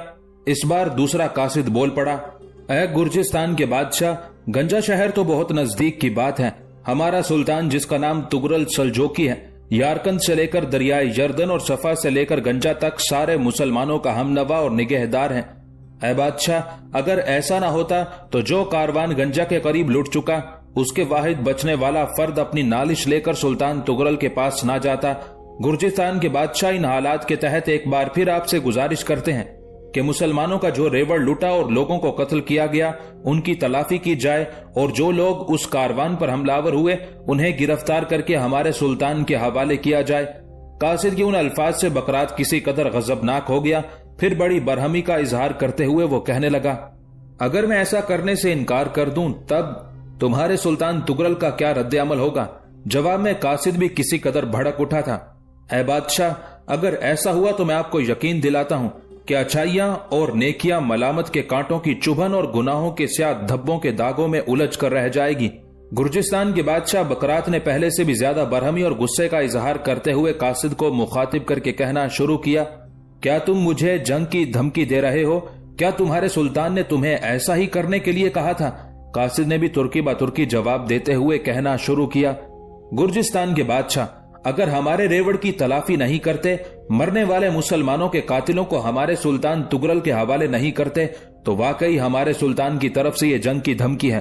ऐ बादशाह, जिस रोज ये जंग भड़क उठी, मैं आपको यकीन दिलाता हूं चारों तरफ दर्द अंगेजियों के तूफान उठ खड़े होंगे। यादों के पुराने गुंबदों में तिजाबी हवाएं चल जाएंगी। हर सू हर जहत शिकस्तों नामुरादियों के खूनी धारे बह उठेंगे। ऐ बादशाह, क्या ये बेहतर नहीं कि जुल्म आराइयों और हशर अंगेजियों की इब्तदा करने से पहले रेवड़ के जानवरों की तलाफी की जाए और मरने वालों के कातिलों को हमारे सुल्तान के हवाले कर दिया जाए? कासिद की बेबाकाना गुफ्तगू से गुर्जिस्तान का बादशाह बकरात किसी कदर दब सा गया था। उसके चेहरे पर लम्हा भर के लिए खौफ अंगेजियां भी फैली थी। फिर एकदम उसने अपने आप को तब्दील कर लिया और कासिदों को मुखातिब करके कहने लगा, अब तुम दोनों जा सकते हो। अपने सुल्तान तुगरल से जाकर कहना कि अभी तक तो मेरे इल्म में नहीं है कि मुसलमानों का ये कारवान और रेवड़ कहाँ लुटा। बहरहाल मैं अपने कुछ आदमियों को मुकर्रर करता हूँ कि वो ये भेद लगाएं कि मुसलमानों के इस कारवान पर किसने हमला किया। जो लोग भी इसके जिम्मेदार होंगे उन्हें करारे वाकई सजा दी जाएगी। अब तुम जा सकते हो। दोनों कासिदों ने मजीद कुछ ना कहा। एक दूसरे की तरफ गहरी निगाहों से देखते हुए वो गुर्जिस्तान के बादशाह बकरात के कसर के उस कमरे से निकल गए थे। उसी रोज वो दोनों कासिद गुर्जिस्तान के मरकजी शहर अनी से निशापुर की तरफ कूच कर गए थे। ज़िदाक बिन तुगराई और रुकनुद्दीन अभी निशापुर के नवाही में थे कि सुल्तान तुगरल के तलाया गरों ने सुल्तान को उनकी आमद से मुत्तला कर दिया था। ये खबर सुनते ही सुल्तान ने अपने सालारों और दीगर सरकर्दा लोगों का इजलास तलब कर लिया था। निशापुर के करीब आने के बाद रुकनुद्दीन तो एक राहिब की हैसियत से अपनी खानकाह की तरफ चला गया था, जबकि ज़िदाक बिन तुगराई कसर के अकबी हिस्से में अपनी हवेली में दाखिल हुआ था। अपने घोड़े की बाग थामे वो हवेली के सहन का निस्फ हिस्सा ही तय कर पाया था कि हवेली के अंदर से उसका बूढ़ा बाप तुगराई और माँ तेजी से निकले थे। उन्हें देखते ही घोड़े की बाग छोड़कर ज़िदाक उनकी तरफ भागा। बारी बारी उनसे बगलगीर होकर मिला। अपने माँ बाप से मिलने के बाद ज़िदाक बिन तुगराई अपने घोड़े को अस्तबल की तरफ ले गया। घोड़े को वहां बांधा, उसके मुंह से दहाना उतारा, जीन उतार कर एक तरफ रखी। जीन से बंधा हुआ सामान अपने कंधे से लटकाकर वो अस्तबल से निकला ही था कि एक शख्स बड़ी तेजी से हवेली में दाखिल हुआ। वो सीधा ज़िदाक बिन तुगराई के पास आया और उसे मुखातिब करके कहने लगा, अमीर ज़िदाक बिन तुगराई, सुल्तान ने फिलफौर आपको तलब किया है। आपकी आमद की खबर सुल्तान को उस वक्त हो गई थी जब आप निशापुर के नवाह में थे। आपकी आमद का सुनते ही सुल्तान ने अपने सारे सालारों और सरकर्दा लोगों की मजलिस तलब कर ली है और अब सुल्तान आपका बड़ी बेचैनी से इंतजार कर रहे हैं। ज़िदाक बिन तुगराई ने कंधे से लटकता हुआ सामान रख दिया। फिर वो अपने बाप और माँ के पास आया और उन दोनों को मुखातिब करके कहने लगा, शायद सुल्तान को उसके मुखबिरों ने मेरी आमद की इत्तला दे दी है। मैं चाहता था कि नहा धोकर लिबास तब्दील करके सुल्तान की खिदमत में हाजिर होता, लेकिन अब जबकि सुल्तान ने मुझे तलब कर लिया है तो मैं जाता हूँ, थोड़ी देर तक लौटता हूँ। तुगराई ने सर हिलाते हुए ज़िदाक की उस तजवीज से इत्तेफाक किया। फिर ज़िदाक उस शाही कासिद के साथ अपनी हवेली से निकल गया था। ज़िदाक बिन तुगराई जब कसर के मखसूस कमरे में दाखिल हुआ तो वहां पहले से सुल्तान तुगरल के सामने उनका वजीर अमीदल मुल्क कंदूरी, सालारे दोइम सादुद्दौला गोहर, सालारे सोइम साद बिन मंसूर और तीसरा बड़ा जर्नैल जामे अरमनी बैठे हुए थे। उनके अलावा उनके सामने दूसरी नशिस्त पर निशापुर के बड़े बड़े उलमाए कराम और सरकर्दा लोग बैठे हुए थे। ज़िदाक बिन तुगराई जब उस कमरे में दाखिल हुआ तो सुल्तान तुगरल ने अपनी जगह से उठकर मुसाफा किया। सुल्तान की तरफ देखते हुए बाकी लोग भी अपनी जगहों से उठ खड़े हुए थे। सुल्तान से मुसाफा करने के बाद ज़िदाक बिन तुगराई ने सबसे मुसाफा किया। उसके बाद सालारे अव्वल की हैसियत से जो सुल्तान के करीब ही उसकी नशिस्त खाली थी वह उस पर बैठ गया। फिर कसर के उस कमरे में सुल्तान तुगरल सलजोकी की आवाज बुलंद हुई थी, तुगराई के बेटे, मैं गुज़िश्ता कई दिनों से बड़ी बेचैनी से तुम्हारा मुंतजिर था। आखिर खुदा खुदा करके ये इंतजार टूटा। मैं जानता हूँ आरगोस अपनी खानकाह की तरफ चला गया होगा, पर बेटे ये तो कहो जिस मुहिम पर तुम गए थे उसका क्या हुआ? जवाब में ज़िदाक बिन तुगराई ने अपनी मुहिम की सारी तफसील सुल्तान को सुना डाली थी। ज़िदाक बिन तुगराई से सारे वाकयात सुनने के बाद सुल्तान तुगरल थोड़ी देर खामोश रहकर कुछ सोचता रहा। उसके बाद उसने ज़िदाक बिन तुगराई की तरफ देखते हुए कहना शुरू किया, तुगराई के बेटे, तुमने इंतहाई उम्दा तरीके से कातिलों का सुराग लगाया है। आरगोस ने जो ये मशवरा दिया था कि सैलर को कत्ल नहीं करना चाहिए, तो मैं समझता हूँ कि ये एक उम्दा मशवरा था। अभी फिलहाल हमें ये इंतहाई कदम नहीं उठाना चाहिए। मुझे अभी बड़ी बेचैनी से अपने उन 2 कासिदों का इंतजार है जो मैंने गुर्जिस्तान के बादशाह बकरात की तरफ रवाना कर रखे हैं। उनका जवाब आने के बाद फिर मैं कोई अमली कदम उठाऊंगा। इसके अलावा मेरे बेटे, फिलहाल हम बुरी तरह दाखिली अमूर में उलझे हुए हैं। मैं समझता हूँ अगर बकरात हमारी बात नहीं भी मानता और बगावत और सरकशी पर उतरता है तो कुछ अरसे तक उसके मुकाबले में हम खामोश रहेंगे। यानी दाखिली हालत को संवारने के बाद मैं गुर्जिस्तान के हुक्मरान बकरात की तरफ मुतवज्जे होऊंगा। अगर उसने खाना बदोशों के रेवड़ की तलाफी कर दी और हमलावरों को हमारे हवाले कर दिया तो इसमें उसकी बेहतरी होगी, वरना मैं उसकी पूरी सल्तनत की ईंट से ईंट बजा कर रख दूंगा। यहाँ तक कहते कहते सुल्तान तुगरल को रुक जाना पड़ा, इसलिए कि ऐन उसी लम्हे सुल्तान का चौबदार अंदर आया और सुल्तान को मुखातिब करके कहने लगा, आका, मर्व शहर की तरफ से एक कासिद आया है और वो इंतहाई बुरी खबर लाया है। उसका कहना है कि मर्व शहर में आपका छोटा भाई चागरी बेग दाऊद चंद दिन बीमार रहकर इंतकाल कर गया है। अपने भाई के मरने की खबर सुनकर सुल्तान तुगरल सल्जोकी के चेहरे पर दुख और गम का हजूम रक्स कर गए थे। उसकी हालत यकसर बदल गई थी। लगता था कि उसके सांसों में हलचल, दिल में तड़प और नजर में जमाने भर की लाचारगियां छा गई हों। फिर जिस कदर लोग वहां मौजूद थे, उन्होंने देखा सुल्तान बड़ी मुश्किल से अपने हल्क में अपनी हिचकियों और सिसकियों को रोक रहा था। लगता था अंदर ही अंदर वो अपने भाई की मौत पर बुरी तरह रो रहा हो। सुल्तान अपने भाई की मौत पर इंतहाई बेचारगी और बेबसी की हालत में गर्दन झुकाए बैठा था। फिर उसकी आंखों में नमी उतर आई। लगातार आंसुओं की कई लड़ियां उसके दामन को भिगो गई थी। थोड़ी देर तक सुल्तान तुगरल की ऐसी ही हालत रही। वो अपनी हिचकियां सिसकियां रोकता रहा, बातनी तौर पर रोता रहा। उसकी आंखें उसके दामन को भिगोती रहीं। फिर उस अजीम सुल्तान ने अपने आप को संभाला, अपनी गर्दन सीधी की, आंखें साफ की। उसके बाद कसर के उस कमरे में उसकी गमजदा आवाज सबने सुनी। आह चागरी बेग दाऊद, मेरे अजीज भाई, तू फितना घरों के सामने मेरे लिए जहदो कुर्बानी और इसार का हासिल था। तेरे बाद मेरी हालत खिजा नसीब दरख्तों और कड़ी धूप जैसी होकर रह जाएगी। मेरे अजीज, मेरे प्यारे भाई, मैं सायादार दरख्तों की सी लतीफ छांव जैसी तेरी रफाकत को कहां कहां खोजता फिरूंगा।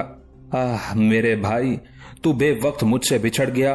वो खुदा जो सारे जहानों का पालने वाला और मालिक है, उसके अज़्म, उसके इरादों के सामने किसी को पर मारने की इजाजत नहीं। मेरे भाई, काश मौत के वक्त मैं तेरे करीब होता। यहां तक कहने के बाद सुल्तान खामोश हो गया था।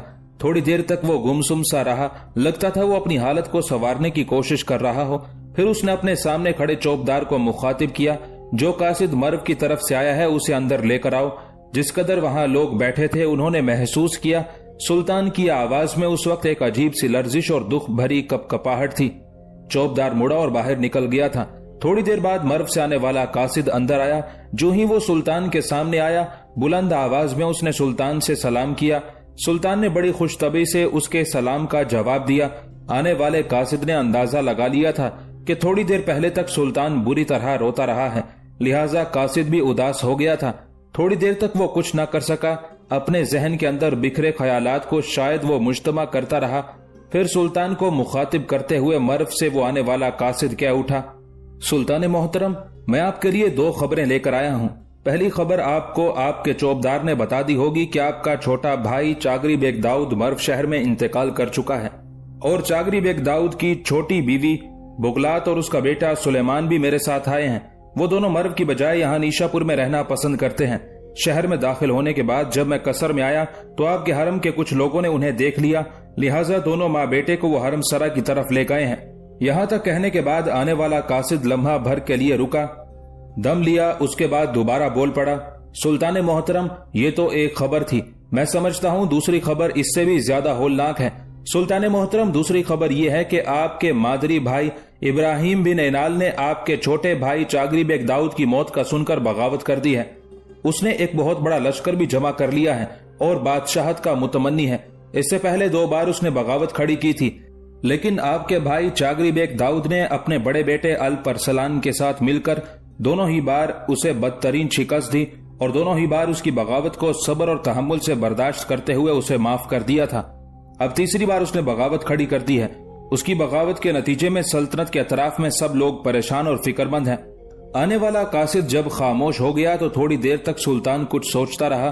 फिर उसने अपने पहलू में बैठे अपने वजीर अमीद अल मुल्क कंदूरी की तरफ देखते हुए कहना शुरू किया, अमीद अल मुल्क, ये जो कासिद अभी आया है, इसके हाथ एक तहरीरी पैगाम मेरे भतीजे और मेरे मरने वाले भाई चागरी बेग दाऊद के बड़े बेटे अल्प अरसलान की तरफ भिजवाओ कि अपने बाप की जगह अब वो मर्व का हुक्मरान है, और जो पैगाम अल्प अरसलान के नाम लिखो उसमें यह भी वाज़ेह तौर पर तहरीर कर दो कि आज से अल्प अरसलान मेरा वली अहद है। ये तहरीर अभी तैयार करो और इस कासिद के हवाले करके रुखसत करो।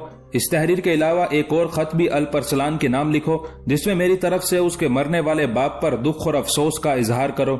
जवाब में अमीद अल मुल्क ने सुल्तान के उस हुक्म पर अपनी गर्दन को खम कर दिया था। उसके बाद सुल्तान ने ज़िदाक बिन तुगराई की तरफ देखा और कहना शुरू किया, ज़िदाक मेरे बेटे, मैं पहले ये सोच रहा था कि मैं गुर्जिस्तान के हुक्मरान के खिलाफ हरकत में आऊंगा। मुझे उन दोनों कासिदों का बड़ी बेचैनी से इंतजार है जो मैंने गुर्जिस्तान की तरफ रवाना किए थे, लेकिन लगता है قدرت کو ابھی میرا گرجستان کے خلاف حرکت میں آنا منظور نہیں۔ جو ابراہیم نے میرے خلاف بغاوت کر دی ہے تو میں سمجھتا ہوں کہ داخلی حالات ایسے نہیں کہ میں گرجستان پر ضرب لگا سکوں۔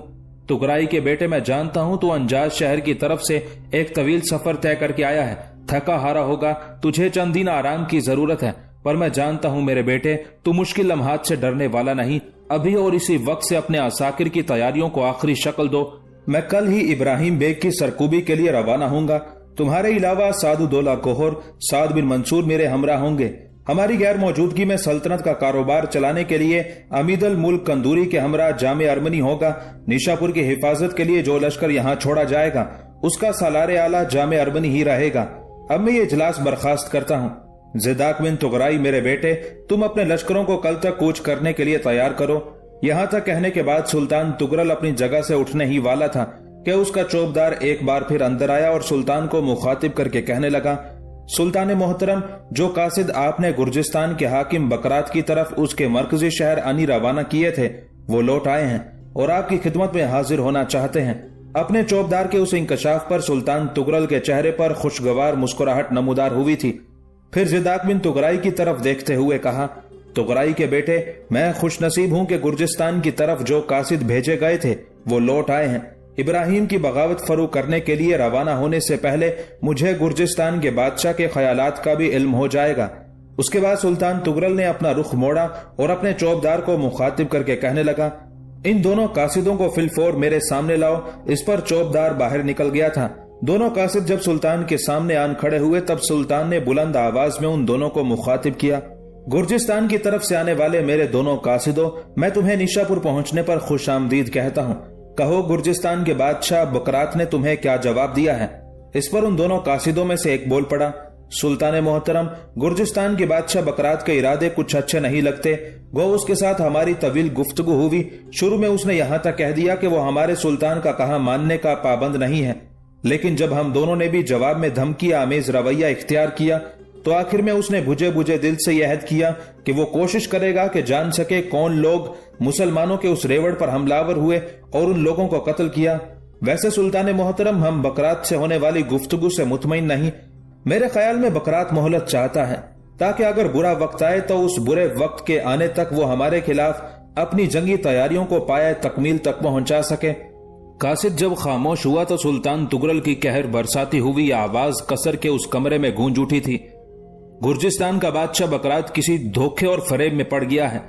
شاید وہ یہ خیال کر رہا ہوگا کہ اتنی دور تک ہم اس پر حملہ آور نہیں ہو سکیں گے۔ اگر وہ اس قسم کی سوچ رکھتا ہے تو یہ اس کی بھول اور دھوکہ ہے۔ وہ بھلے اپنی جنگی تیاریوں کو اپنے عروج پر پہنچا دے، میں داخلی انتشار کا خاتمہ کرنے کے بعد زیادہ دیر تک اس کے رد عمل کا انتظار نہیں کروں گا۔ اگر اس نے مسلمانوں کے لٹنے والے کاروان کی تلافی نہ کی تو میں اس کی سلطنت کی اینٹ سے اینٹ بجا کر رکھ دوں گا۔ اس کے ساتھ ہی سلطان تغرل اپنی جگہ سے اٹھا، اس کمرے کے عقبی دروازے سے چلا گیا تھا۔ باقی لوگ بھی اٹھ کر قصر کے اس کمرے سے نکل گئے تھے۔ حرم میں جا کر سلطان تغرل نے اپنے بھائی چاگری بیگ داؤد کی بیوہ بغلات اور اس کے بیٹے سلیمان سے ملاقات کی۔ اس ملاقات کے دوران بغلات نے سلطان کے حرم میں داخل ہونے کی خواہش کا اظہار کیا۔ اس پر سلطان نے بغلات سے نکاح کر کے اسے حرم میں داخل کر لیا۔ دوسرے روز سلطان اپنے لشکر کے ساتھ ابراہیم کی بغاوت فرو کرنے کے لیے نیشاپور سے کوچ کر گیا تھا۔ سلطان تغرل سلجوقی کے نیشاپور سے رے کی طرف کوچ کرنے سے پہلے ایک اور بہت بڑا حادثہ پیش آیا اور وہ بساسیری کا فتنہ تھا۔ دراصل سلجوکیوں سے پہلے بغداد پر دیلمیوں کا قبضہ تھا اور خلیفہ کو انہوں نے اپنے ہاتھوں میں کٹ پتلی بنایا ہوا تھا۔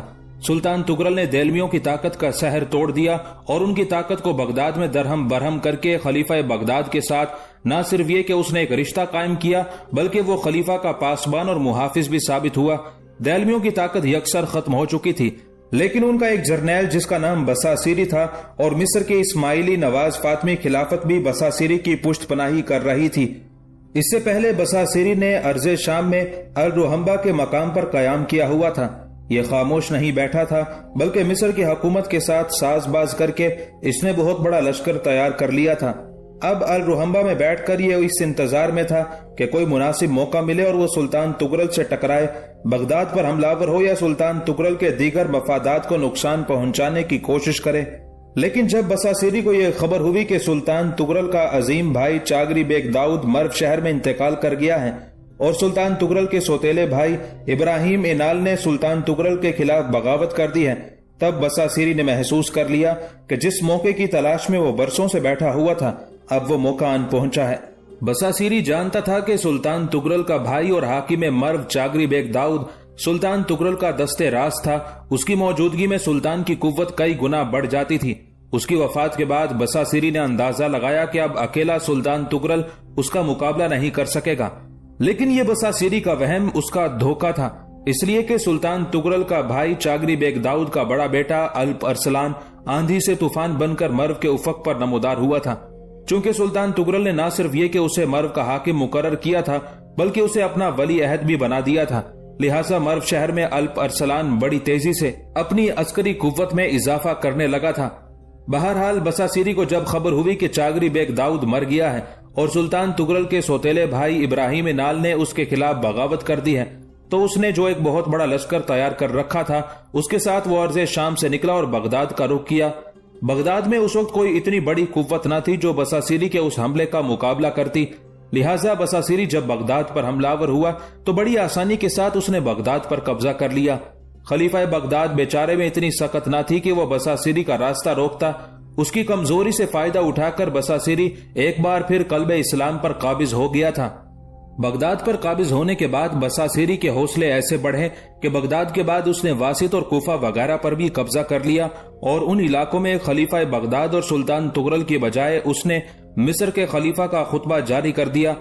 बसासिरी ने खलीफा बगदाद को गिरफ्तार कर लिया और उसे कत्ल करने की बजाय हदीसा शहर भेजकर वहां नजरबंद कर दिया। अब बगदाद की अजीब हालत थी। बगदाद की ईदगाह और दीगर इमारतों में जहां पहले अब्बासी खिलाफत के परचम लहराते थे, वहां अब मिस्री खिलाफत फातिमा के झंडे लहराने लगे थे। खलीफा बगदाद को जब मिस्र से निकालकर हदीसा में नजरबंद कर दिया गया तो उसने एक तहरीर लिखकर कुछ लोगों के हाथ मक्का मुअज़्ज़मा भिजवाई और उनसे गुजारिश की कि इस तहरीर को काबतुल्लाह में आवेजा कर दिया जाए। ये तहरीर कुछ इस तरह थी: बदरगाहे अहकमुल हाकिमीन अज़बंदाए मिस्कीन अब्दुल्ला, इलाही तो आलिमुल असरार है, सबके दिलों का हाल जानता है, तो अपने इल्म में गनी है और अपनी मखलूक का हाल बाखूबी जानता है। इलाही तेरे इस बंदे ने तेरी नेमत का कुफरान किया, उसका शुक्रिया अदा ना किया, अवाकिब से गाफिल हो गया, तुझको याद ना किया और तेरे हुक्म को खेल समझा। नतीजा ये हुआ कि हम पर जालिम मुसल्लत हो गया, उसने हमारे साथ दुश्मनी की। इलाही मदद कब होगी, जालिम को गलबा हासिल हो गया।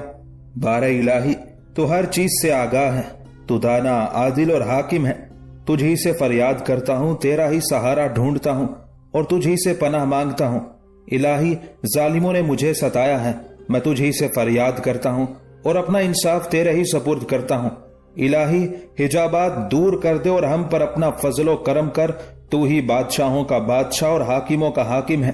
खलीफा बगदाद से फारिग होने के बाद बसासिरी ने खलीफा की वजीरुल सल्तनत रईसुल रऊसा की तरफ तवज्जो दी, जो एक इंतहाई नेक, साहिब इल्म और हमदर्द इंसान था। कहते हैं उस नामुराद और संगदिल बसासिरी ने रईसुल रऊसा को जंजीरों में जकड़कर पहले तो जिंदान में डाला, फिर उसके मुतालिक अपने दिल में कोई फैसला करने के बाद उसे जिंदान से निकाला। जिस वक्त जिंदान से उसे निकाला गया उस वक्त उसके जिस्म पर ऊनी जुब्बा था और सर पर नमदे की सुर्ख टोपी थी। गर्दन में फंदा जिसमें चमड़े के टुकड़े तावीजों की तरह लटके हुए थे।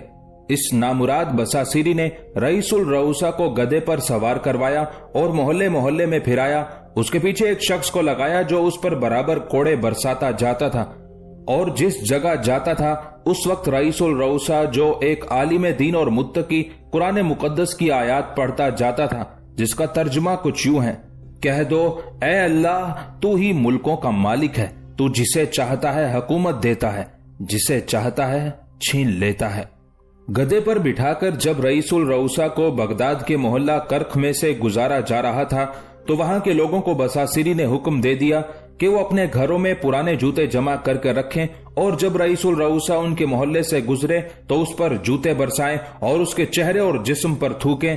पास जब रईसुल रऊसा को कर्क के उस मोहल्ले से गुजारा गया तो बसासिरी के कहने पर वहां के लोगों ने, जो ज्यादातर इस्माइली और बसासिरी के हम नवा थे, उन्होंने रईसुल रऊसा पर पुराने जूते फेंके और उसके चेहरे पर थूका। उस हालत में रईस उल रऊसा को बगदाद के बाबे खुरासान के पास लाए। वहां उसके लिए एक खंबा नस्ब किया गया। उसे पहले गधे से उतारा गया, फिर बैल की एक खाल में जो ताजा ताजा उतारी गई थी उसे बंद करके सी दिया गया और उसके सर पर उस बैल के सींग लगा दिए गए। फिर उसकी गर्दन में लोहे का एक गंडा बांधकर उसे खंबे के साथ लटका दिया गया। उसी हालत में रईस उल रऊसा ने तड़प तड़प कर जान दे दी थी। उधर खलीफा बगदाद ने जो तहरीर लिखकर खाना काबा की तरफ रवाना की थी वो वाकई खाना काबा में आवेजा कर दी गई।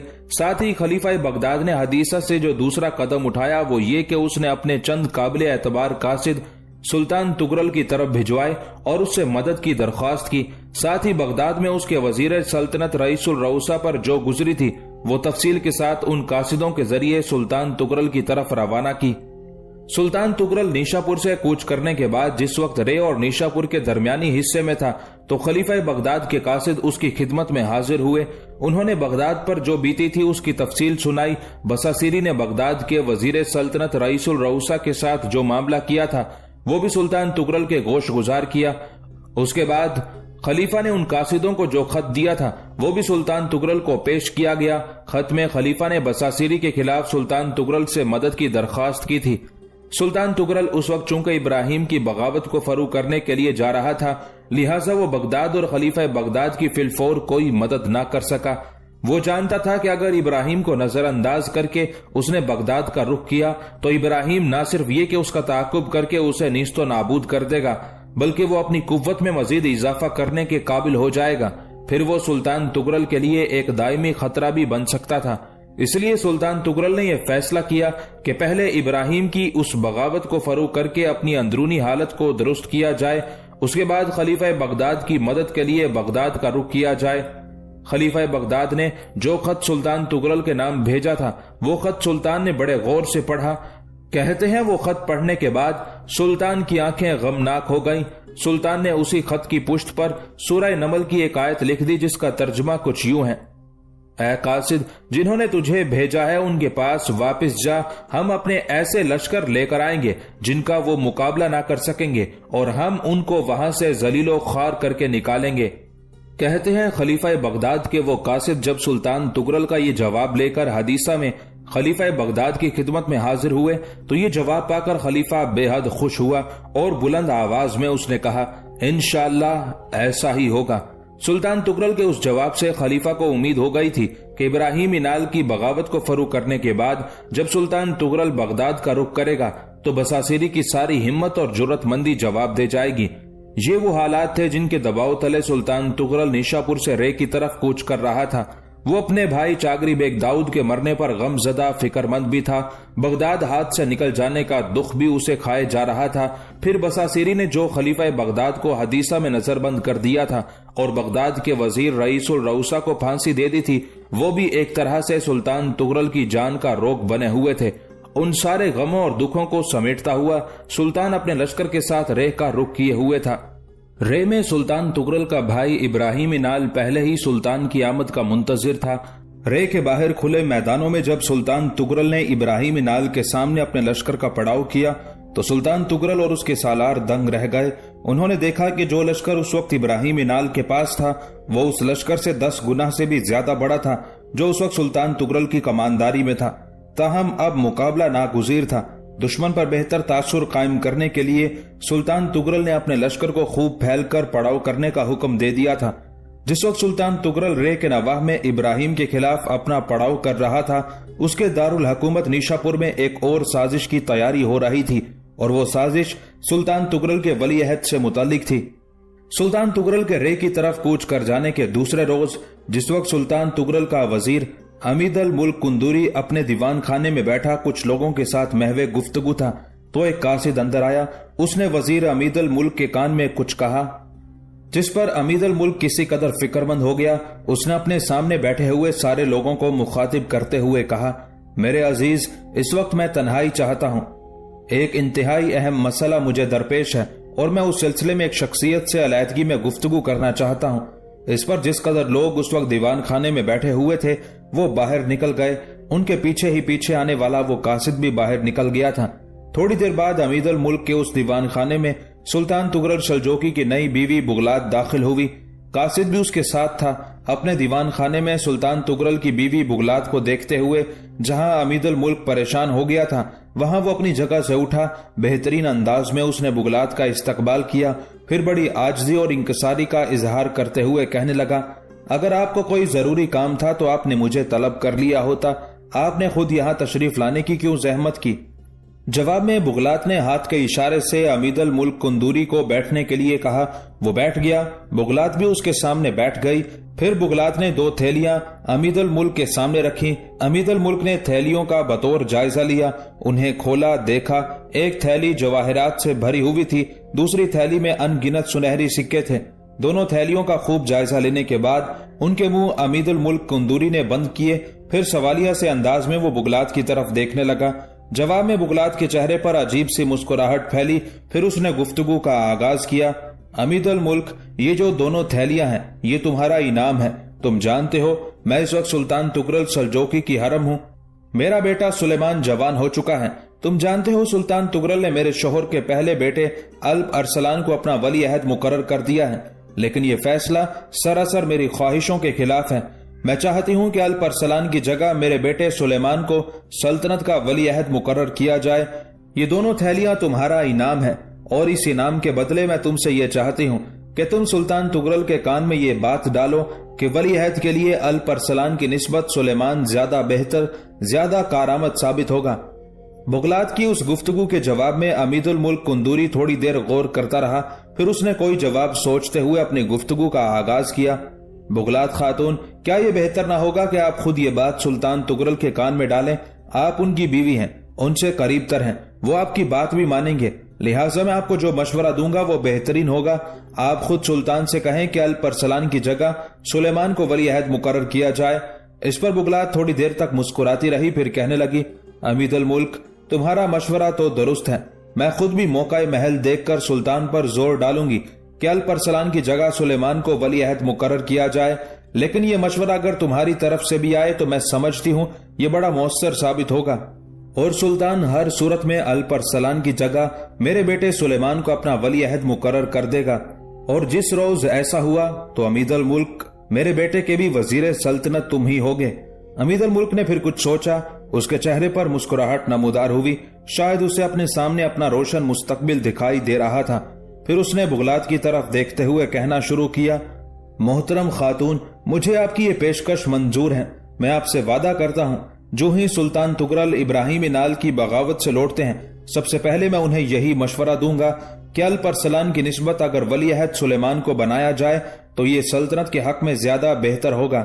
اس کے ساتھ ہی بغلات اپنی جگہ پر اٹھ کھڑی ہوئی اور کہنے لگی، امید الملک، قسم خدائے واحد کی، مجھے تم سے ایسی ہی امید تھی۔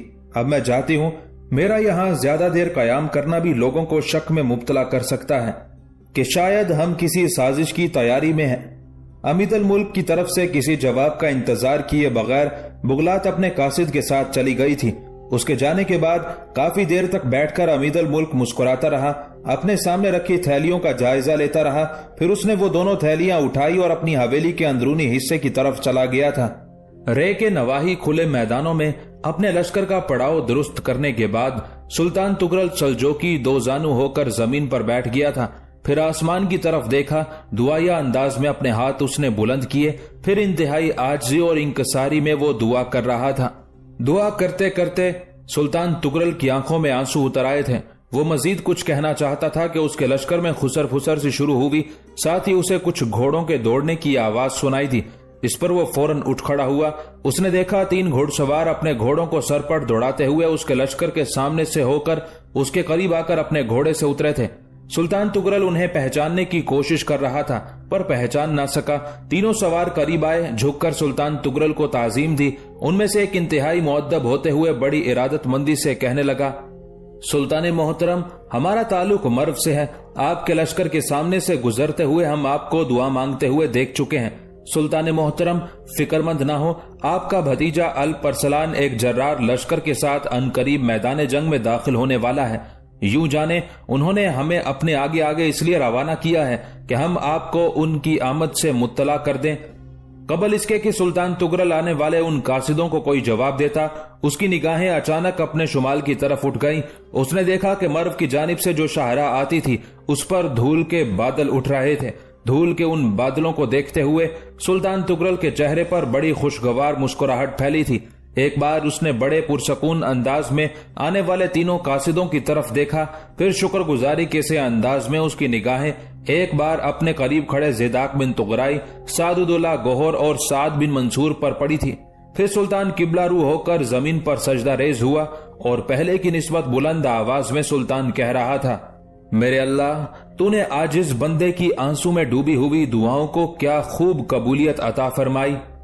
میرے اللہ، میں کون سے الفاظ استعمال کروں کہ تیرے اس کرم کا شکر ادا کر سکوں۔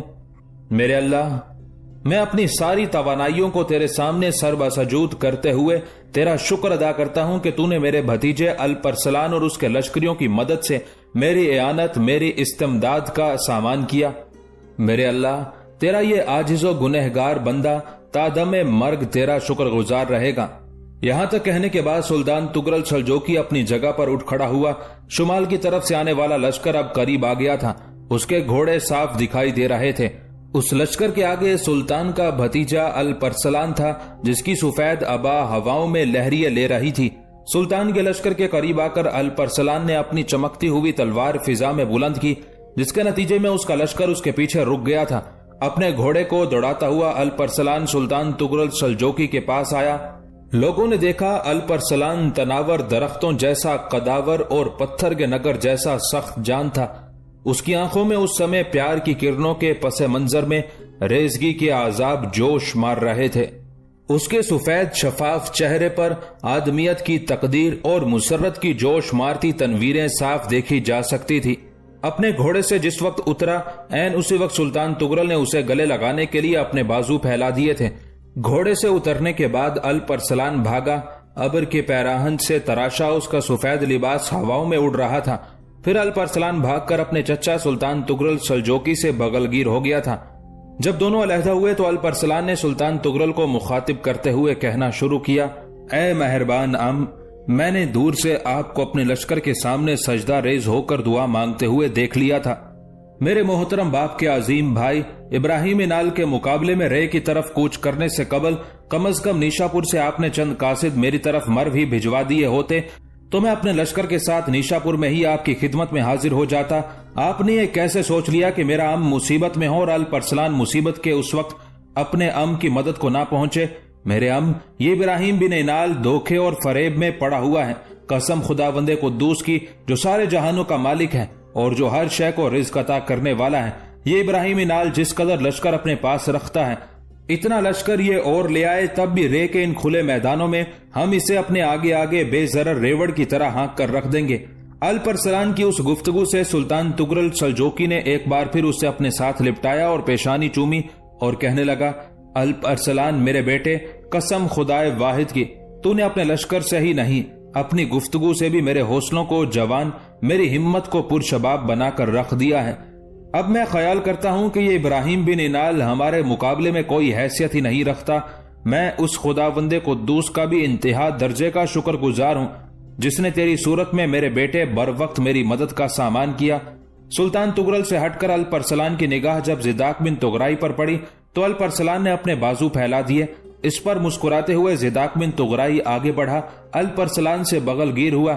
الپرسلان نے زیداق بن تغرائی کو مخاطب کرتے ہوئے پوچھا، تغرائی کے بیٹے، تیری ہمت، تیری جرات مندی کی باتیں میرے پاس مرو پہنچتی رہتی ہیں۔ چند برس پہلے محترم چچا تغرل جب نیشاپور سے مرو آئے تھے، تم بھی ان کے ساتھ تھے، تب تمہارے ساتھ تفصیلی ملاقات ہوئی تھی اور تمہارے تیغ زنی کے جوہر بھی پہلی بار میں نے اسی موقع پر مرو میں دیکھے تھے۔ میرے عزیز، میرے بھائی، خداوند قدوس تمہیں اور زیادہ توفیق دے کہ تم اپنی ہمت سے بھی بڑھ کر اپنی قوم، اپنی ملت کی خدمت کر سکو۔ زیداق بن تغرائی سے ملنے کے بعد اسی کے سے انداز میں الپرسلان سعداللہ گوہر اور سعد بن منصور سے بغل گیر ہو کر ملا تھا۔ پھر پانچوں ایک دوسرے کے سامنے کھڑے ہوئے۔ اس کے بعد سلطان نے الپرسلان کی طرف دیکھتے ہوئے پوچھا، الپرسلان میرے عزیز، میرے پیارے بیٹے، اب کہو ابراہیم انال کے مقابلے میں ہمارا طریقہ جنگ کیا ہوگا؟ اس پر الپرسلان نے پہلے بڑے غور سے زیداق بن تغرائی کی طرف دیکھا، پھر دھیمی دھیمی مسکراہٹ میں کہنے لگا، اے ام محترم، یہ سوال آپ کو زیداق بن تغرائی سے کرنا چاہیے، اس لیے کہ تغرائی کا بیٹا آپ کے لشکریوں کا سالار اعلیٰ ہے۔ لشکر کی ترتیب کا کام لینا سالار اعلیٰ ہی کے فرائض میں شامل ہے۔ اس پر زیداق بن تغرائی بھی فوراً بول اٹھا، الپرسلان میرے محترم، میرے عزیز بھائی، جہاں آپ موجود ہوں وہاں زیداق بن تغرائی سالار اعلیٰ نہیں، سالار دوئم کی صورت اختیار کر جاتا ہے۔ زیداق بن تغرائی کے اس جملے پر سب نے ایک بھرپور کہکہا لگایا، ساتھ ہی الپرسلان نے زیداق بن تغرائی کو گلے لگا کر اس کی پیشانی بھی چومی۔ الپرسلان بول اٹھا، اس سلسلے میں نہ میں نہ زیداق بن تغرائی آپ کو کوئی مشورہ دے گا، جو طریقہ کار آپ کے ذہن میں ہے وہ آپ کہیں، پھر ہم سب آپس میں صلاح و مشورہ کرنے کے بعد اسے آخری شکل دیں گے۔ اپنے بھتیجے الپرسلان کی اس گفتگو سے سلطان تغرل تھوڑی دیر تک مسکراتا رہا، کچھ سوچا، پھر کہنے لگا، میرے ذہن میں اس وقت یہ خیال ہے کہ جو لشکر میں اور زیداق بن تغرائی نیشاپور سے لے کر آ رہے ہیں، اس میں سے چند دستے علیحدہ کرنے کے بعد باقی لشکر کو 2 حصوں میں تقسیم کیا جائے۔ ایک حصہ میرے پاس، دوسرا زیداق بن تغرائی کی سرکردگی میں رہے گا۔ لشکر میں سے جو دستے علیحدہ کیے جائیں گے، میں چاہتا ہوں انہیں سعد بن منصور کی سرکردگی میں اپنے پڑاؤ کی حفاظت پر مامور کیا جائے۔ باقی لشکر کی ترتیب کچھ اس طرح ہونی چاہیے: وسطی حصہ یعنی قلب میں خود رہوں گا، میرے ساتھ سعد الدولہ گوہر ہوگا۔ الپرسلان میرے پیارے بیٹے، میں چاہوں گا کہ تم میسرا میں اور زیداق بن تغرائی اپنے حصے کے لشکر کے ساتھ میمنا میں رہے۔ اس طرح مجھے امید ہے کہ رے سے باہر ان کھلے میدانوں میں ہم اس ابراہیمی نال کو اپنے سامنے وقت کے بے ضرر ریوڑ کے جانوروں کی طرح ہانک دینے میں کامیاب ہو جائیں گے۔ سلطان تغرل سلجوقی جب خاموش ہوا تو الپرسلان نے زیداق بن تغرائی کی طرف دیکھتے ہوئے پوچھا، تغرائی کے بیٹے، کیا اس سلسلے میں تمہیں کوئی اعتراض ہے؟ جواب میں زیداق بن تغرائی نے نفی میں گردن ہلا دی تھی۔ اس کے بعد الپرسلان نے سعد الدولہ اور سعد بن منصور کی طرف دیکھتے ہوئے پوچھا، عزیزو، تم کہو جو تجویز سلطان نے ہمارے سامنے پیش کی ہے اس پر تمہیں کوئی اعتراض ہے؟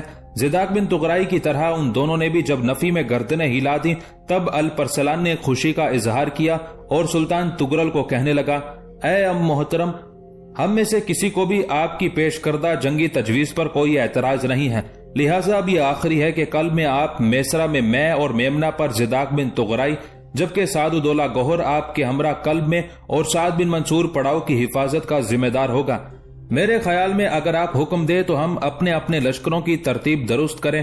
ابراہیمی نال جنگ کی ابتدا کرنا چاہے یا نہ کرنا چاہے، اپنے لشکر کی ترتیب درست کرنے کے بعد خود جنگ کے طبل بجا دیں گے، اور ابراہیمی نال کو ہم بتائیں گے کہ رے کے ان کھلے میدانوں میں جنگ کرنے کے لیے اس سے زیادہ بے چین ہے۔ سلطان تغرل نے اپنے بھتیجے الپرسلان کی اس تجویز سے اتفاق کیا، پھر سارے کماندار حرکت میں آئے۔ الپرسلان نے میسرا کی حیثیت سے اپنے لشکر کو استوار کرنا شروع کیا۔ سلطان تغرل نے اپنے لشکر سے چند دستے علیحدہ کرنے کے بعد سعد بن منصور کے حوالے کیے، جنہیں لے کر وہ پڑاؤ کی حفاظت کے لیے پیچھے ہٹ گیا تھا۔ باقی لشکر کو 2 برابر حصوں میں تقسیم کیا۔ آدھے لشکر کو لے کر زیداق بن تغرائی میمنا کی حیثیت سے جم گیا تھا، باقی لشکر کو قلب کی حیثیت سے سلطان تغرل نے سعد الدولہ گوہر کے ساتھ اپنی کمانداری میں لے لیا تھا۔ جب لشکر اپنی اپنی جگہوں پر استوار ہو گئے، صفیں درست ہو گئیں، پھر سلطان تغرل کے حکم سے اس کے لشکر میں جنگ کے طبل بجا دیے گئے تھے۔ جو سامنے پڑاؤ کیے ابراہیم بن انال کے لیے تنبیہ تھی کہ سلطان اب اس کے ساتھ جنگ کرنے کے لیے تیار ہے۔ سلطان تغرل کے لشکر میں جنگ کے طبل بجتے ہی سامنے ابراہیم انال کے لشکر میں بھی جنگ کے طبل بج اٹھے تھے۔ سلطان تغرل کی طرف دیکھتے ہوئے ابراہیم انال نے بھی اپنے لشکر کو 4 حصوں میں تقسیم کیا تھا۔ چھوٹا سا ایک حصہ اس نے اپنے پڑاؤ کی حفاظت پر چھوڑا تھا، باقی 3 حصوں کو وہ جنگ کے لیے سامنے لایا تھا۔ سلطان تغرل کی طرح ابراہیم انال بھی خود قلب میں رہا اور باقی اپنے 2 سالاروں کو اس نے میمنا اور میسرا پر مقرر کیا تھا۔ جنگ کی ابتدا الپرسلان کے کہنے پر خود سلطان تغرل نے کی تھی۔ الپرسلان اور زیداق بن تغرائی سے باقاعدہ مشورہ کرنے کے بعد سلطان تغرل سلجوقی نے اپنے لشکر کو آگے بڑھایا۔ صحرا کو سمندر میں تبدیل کر دینے والے جذبوں اور زرد پتوں کو ہری کہانیوں میں تبدیل کر دینے والی تکبیروں کی صداؤں کے ساتھ سلطان نے ابراہیم انال کے لشکر پر حملہ کر دیا تھا۔ اپنے پہلے ہی حملے میں سلطان تغرل سلجوقی نے ابراہیم انال اور اس کے لشکریوں کو اس طرح ہلا ڈالا تھا جیسے آتش فشاں کے پھٹتے وقت آس پاس کے کوہستانی سلسلوں میں ایک لرزش پیدا ہو جاتی ہے۔ سلطان تغرل نے پہلے ہی حملے میں ابراہیم انال کے لشکر کی اگلی کئی صفوں کو ادھیڑ کر رکھ دیا تھا۔ ابراہیم انال اپنے لشکر کے وسط میں بلند آوازوں میں چیختے چلاتے اپنے لشکریوں کو آگے بڑھنے کا حکم دینے کے ساتھ ساتھ طرح طرح کے جتن کرتے ہوئے ان کے حوصلے ان کے ولولے بلند رکھنے کی کوشش کر رہا تھا۔ سلطان تغرل سلجوقی کے بعد الپ ارسلان نے جنگل کے دھاڑتے طوفانوں کی طرح حملہ کر دیا تھا۔ الپ ارسلان کے بعد زیداک بن طغرائی نے بھی حملوں کی ابتدا کر دی تھی۔ دوسری جانب ابراہیم انال کو بھی اپنے لشکر پر بڑا بھروسہ تھا۔ الپ ارسلان کے آ جانے کے باوجود اس کے لشکر کی تعداد زیادہ تھی، لہٰذا وہ بھی جوابی کارروائی پر اترا۔ اس نے بھی سلطان تغرل کے متحدہ لشکر پر جوابی حملے شروع کر دیے تھے۔ میدان جنگ بری طرح کھول اٹھا تھا۔ چمکتی گرتی تلواریں، جگہ جگہ گرتے خنجر، زندگی کے زندان سے آزاد ہوتے لشکریوں کی آہو بکا نے میدان جنگ میں ایک عجیب سا سما باندھ کر رکھ دیا تھا۔ گو ابراہیم انال نے اپنے سارے لشکر کی پوری قوت سلطان تغرل، الپ ارسلان اور زیداک بن طغرائی کے مقابلے پر صرف کر ڈالی تھی، اور وہ اس کوشش میں تھا کہ کسی نہ کسی طرح سلطان تغرل کے متحدہ لشکر کو پیچھے ہٹنے پر مجبور کر دے۔ لیکن اس کے خونخوار اور جان لیوا حملوں کے سامنے سلطان تغرل، الپ ارسلان اور زیداک بن طغرائی بھی ڈٹے ہوئے تھے۔ ابراہیم انال نے انہیں روکنے کی بھرپور کوشش کی، لیکن سلطان تغرل، الپ ارسلان اور زیداک بن طغرائی ساحلوں کو رونتی سرکش موجوں کی طرح اپنے سامنے آنے والے ابراہیم کے لشکریوں کو رونتے چلے گئے تھے۔ ابراہیم کے لشکر کی اگلی کئی صفوں کا صفایا ہو چکا تھا، اور ابراہیم نے اپنی اس کمی کو پورا کرنے کے لیے پچھلی صفوں کو آگے بڑھانا شروع کر دیا تھا۔ پھر آہستہ آہستہ ابراہیم انال کے لشکر کی حالت شکست خوردہ ہونے لگی، جبکہ سلطان تغرل، الپ ارسلان اور زیداک بن طغرائی پہلے سے زیادہ خوفناک صورتحال اختیار کرتے ہوئے ابراہیم انال کے لشکر میں تیز و تند دھاروں کے شور کی طرح گھستے چلے گئے تھے۔ ابراہیم انال اور اس کے لشکری زیادہ دیر تک سلطان تغرل، الپ ارسلان اور زیداک بن طغرائی کے حملوں کو برداشت نہ کر سکے، لہٰذا ابراہیم انال اپنے لشکر کے ساتھ شکست کھا کر بھاگ کھڑا ہوا۔ لیکن اب سلطان تغرل، الپ ارسلان اور زیداک بن طغرائی سے بھاگنا بھی آسان نہ تھا۔ سلطان تغرل تو ابراہیم انال کے پیچھے ہی رہا، جبکہ الپ ارسلان اور زیداک بن طغرائی نے دائیں بائیں سے دشمن کو گھیرنا شروع کر دیا تھا۔ پھر ایک جگہ گھیر کر ابراہیم انال کے لشکر کا قتل عام شروع ہوا، جس کے نتیجے میں ابراہیم انال کے لشکریوں نے ہتھیار ڈال دیے اور سلطان تغرل سے وفاداری کا اعلان کر دیا۔ جن لوگوں نے ہتھیار ڈالے اور وفاداری کا اعلان کر دیا، انہیں سلطان تغرل نے معاف کر دیا، جبکہ ابراہیم انال کو زندہ گرفتار کر لیا گیا تھا۔ سلطان تغرل، الپ ارسلان اور زیداک بن طغرائی اس جگہ آئے جہاں ان کا پڑاؤ تھا اور جہاں جنگ کی ابتدا ہوئی تھی۔ پھر سلطان تغرل کے حکم سے ابراہیم انال کو اس کے سامنے پیش کیا گیا۔ اس وقت سلطان تغرل کے دائیں جانب الپ ارسلان، بائیں جانب زیداک بن طغرائی، جبکہ سلطان تغرل کے بالکل عقب میں سعد الدولہ گوہر اور سعد بن منصور کھڑے تھے۔ جس وقت ابراہیم انال کو سلطان تغرل کے سامنے پیش کیا گیا تو وہ اپنی گردن جھکائے چپ چاپ سلطان کے سامنے کھڑا رہا۔ تھوڑی دیر تک سلطان اسے بڑے غور سے سر سے لے کر پاؤں تک دیکھتا رہا۔ پھر اس نے ابراہیم کو مخاطب کیا، ابراہیم انال، تو نے کیا سوچ کر میرے خلاف بغاوت اور سرکشی کی؟ کیا تو سمجھتا تھا کہ رے شہر کے باہر ان کھلے میدانوں میں تو مجھے شکست دینے کے بعد سلجوکیوں کا حکمران بن جائے گا؟ اگر تو نے ایسا سوچا تو یہ تیری حماقت، تیری ناعاقبت اندیشی تھی۔ سن انال کے بیٹے، تیری اس بیوقوفی اور حماقت کی وجہ سے دیلمیوں کے باغی سردار بساسیری کی ہمت اور حوصلے اس قدر بلند ہوئے کہ اپنے ایک جرار لشکر کے ساتھ وہ عرض شام سے نکلا، بغداد کی طرف بڑھا۔ بغداد پر حملہ آور ہو کر اس نے بغداد پر قبضہ کر لیا۔ خلیفہ بغداد کو اس نے حدیثہ شہر میں نظر بند کر دیا، جبکہ خلیفہ بغداد کے نیک صفت اور عالم دین وزیر علی بن حسین، جسے رئیس الرؤسا کہا جاتا ہے، اسے بری طرح اذیتیں دے کر بساسیری نے موت کے گھاٹ اتار دیا۔ سن ابراہیم بن انال، بساسیری کو ایسی جرت صرف تیری بغاوت اور سرکشی کی وجہ سے ہوئی، ورنہ بساسیری کی اب تک یہ مجال نہ ہوئی تھی کہ وہ میرے خلاف بغاوت اور سرکشی کرتا، یا میرے ہوتے ہوئے وہ بغداد پر حملہ آور ہو کر خلیفہ بغداد کو اپنے سامنے زیر مغلوب اور یوں لاچار اور بے بس کرتا۔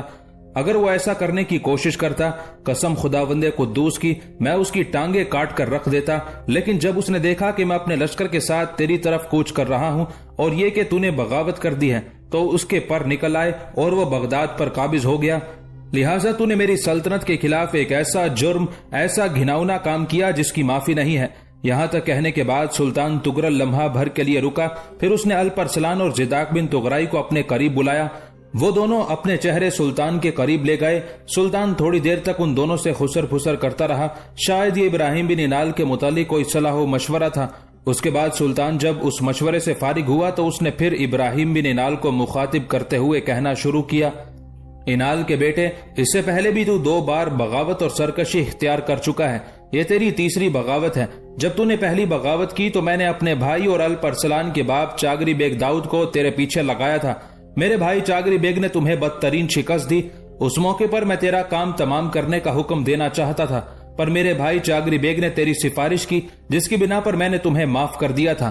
ابراہیم بن انال، جب تو نے دوسری بار بغاوت کی تب بھی میں نے تیری بغاوت کو فروغ کرنے کے لیے اپنے بھائی چاگری بیگ ہی سے التجا کی۔ وہ ایسا جان نثار اور شیر دل بھائی تھا کہ اس نے تیری دوسری بغاوت کو بھی خوب فروغ کیا، لیکن ساتھ ہی وہ بڑا رحم دل اور نرم خو تھا، لہٰذا دوسری بار بھی اس نے مجھ سے التجا کی کہ تجھے معاف کر دینا چاہیے۔ ابراہیم بن انال، دوسری بار بھی میں نے اپنے بھائی چاگری بیگ کی بات مان لی اور تیری دوسری بغاوت پر بھی تجھے کچھ نہ کہا اور معاف کر دیا۔ اب میرے اور میری سلطنت کے خلاف تیری یہ تیسری بغاوت ہے۔ سن ابراہیم بن انال، اب میں تمہیں معاف نہیں کروں گا، اس لیے کہ پہلے 2 بار معاف کر دینے سے تم پر کوئی اثر نہ ہوا تھا۔ اگر تو صحیح معنوں میں انسان ہوتا تو جس طرح میں نے تجھے بہترین علاقوں کا حاکم بنا رکھا تھا اور جس طرح تجھے 2 بغاوتوں کے بعد بھی معاف کرتے ہوئے میں نے تمہیں ان علاقوں کا حاکم ہی رہنے دیا، تو ابراہیم انال، تمہیں چاہیے تھا کہ تم میرے ساتھ خلوص اور جان نثاری کا مظاہرہ کرتے، آئندہ کے لیے اپنے گزشتہ گناہوں اور کوتاہیوں پر تائب ہوتے اور جن علاقوں کا میں نے تمہیں حاکم مقرر کیا تھا اس کی دیکھ بھال اور اس کی ترقی اور خوشحالی کے لیے کام کرتے، لیکن تو نے ایسا نہیں کیا۔ تو ایک بڑا لشکر جمع کرتا رہا، اس سارے علاقے کے وسائل کو تو نے لوگوں کی خوشحالی کی بجائے اپنے لشکر کے اضافے پر استعمال کیا، لہٰذا اب میں تمہیں معاف نہیں کروں گا۔ یہاں تک کہنے کے بعد سلطان تغرل لمحہ بھر کے لیے رکا، عجیب سے انداز میں اپنے قریب ہی کھڑے اپنے بھتیجے الپ ارسلان کی طرف دیکھا۔ الپ ارسلان کی آنکھیں آگ برسا گئی تھی، پھر اس نے ایک جھٹکے کے ساتھ اپنی تلوار بے نیام کی، آگے بڑھا، تلوار بلند کر کے گرائی اور ابراہیم انال کی اس نے گردن کاٹ کر رکھ دی تھی۔ اس کے بعد سلطان تغرل کا اشارہ پا کر چند سپاہی آگے بڑھے اور ابراہیم کی لاش کو دفن کرنے کے لیے وہاں سے اٹھا کر لے گئے تھے۔ اس موقع پر سلطان تغرل کچھ اداس اور افسردہ تھا۔ مرنے والا ابراہیم گو اس کا سوتیلا بھائی تھا، پر اس نے دل پر پتھر رکھ کر اسے قتل کرایا تھا، اس لیے کہ ابراہیم 2 بار پہلے بغاوت کر چکا تھا اور یہ اس کی تیسری بغاوت تھی جو کسی بھی صورت معاف نہیں کی جا سکتی تھی۔ الپ ارسلان اپنے چچا کی اس حالت کو بھانپ گیا تھا، لہٰذا اپنے چچا کا ذہن بانٹنے کے لیے اس نے ایک نئے موضوع کا آغاز کیا۔ اے چند ماہ پہلے قاسم نام کا ایک چرواہا مرو میں نالش لے کر آیا تھا۔ گنجا شہر کے نواح میں گرجستان کے کچھ لوگ اس پر حملہ ہوئے، اس کے ریوڑ کے سارے جانور چھین لیے اور اس کے جو ملازم اور اہل خانہ تھے ان سب کا کام تمام کر دیا۔ اسے میں اور میرے باپ نے آپ کی طرف روانہ کیا تھا۔ کیا گرجستان کے بادشاہ بکرات نے مسلمانوں کے اس کاروان کے قاتلوں کو آپ کے حوالے کیا اور کاروان کے پاس جس قدر جانور تھے کیا بکرات نے اس کا معاوضہ ادا کیا ہے؟ الپ ارسلان جب خاموش ہوا تو سلطان تغرل تھوڑی دیر تک مسکراتے ہوئے عجیب سے انداز میں الپ ارسلان کی طرف دیکھتا رہا، پھر اپنے پہلو میں بیٹھے زیداک بن تغرائی کی طرف دیکھتے ہوئے کہنے لگا، الپ ارسلان میرے بیٹے، تیری ان ساری باتوں کا جواب زیداک بن تغرائی دے گا۔ جواب میں الپ ارسلان استفہامیہ سے انداز میں زیداک بن تغرائی کی طرف دیکھنے لگا تھا۔ زیداک بن تغرائی نے گلا صاف کیا، پھر پوری تفصیل کے ساتھ اس نے قاسم سے متعلق سارے واقعات کہہ سنائے تھے۔ زیداک بن تغرائی کے خاموش ہو جانے کے بعد الپ ارسلان نے اپنے خیالات اور جذبات کا اظہار کرتے ہوئے پھر کہنا شروع کیا، محترم جو کچھ مجھے ابن تغرائی نے بتایا ہے اس سے یہ بات واضح ہوئی ہے کہ چرواہے قاسم کی اس نالش کی ابھی تک کوئی عملی صورت سامنے نہیں آئی۔ اے میرے جو قاصد آپ نے گرجستان کے بادشاہ بکرات کی طرف روانہ کیے تھے انہیں بھی بکرات نے کوئی مناسب جواب نہیں دیا۔ ساتھ ہی بکرات کے رویے سے میں یہ بھی امید رکھتا ہوں کہ آئندہ بھی بکرات نہ ان لوگوں کے خلاف کوئی کارروائی کرے گا جو مسلمانوں کے اس کاروان اور ریوڑ پر حملہ ہوئے، نہ ہی وہ مسلمان چرواہوں کے نقصان کا ازالہ کرے گا۔ اس موقع پر میں آپ کو یہ مشورہ دینا بھی پسند کروں گا کہ ایک بار پھر انہی 2 سفیروں کو گرجستان کے بادشاہ بکرات کی طرف روانہ کرنا چاہیے اور پہلے کی نسبت زیادہ زوردار انداز میں اس سے یہ مطالبہ کرنا چاہیے کہ وہ حملاوروں کو گرفتار کرے، انہیں ہمارے حوالے کرے اور مسلمان چرواہوں کا جس قدر نقصان ہوا ہے اس کی فوراً تلافی کرے۔ اگر وہ ایسا کرتا ہے تو پھر اس کے لیے بہتری ہے، اور اگر وہ ایسا کرنے سے انکار کر دیتا ہے تو پھر ہمیں ہر صورت اس کے خلاف کارروائی کرنی چاہیے۔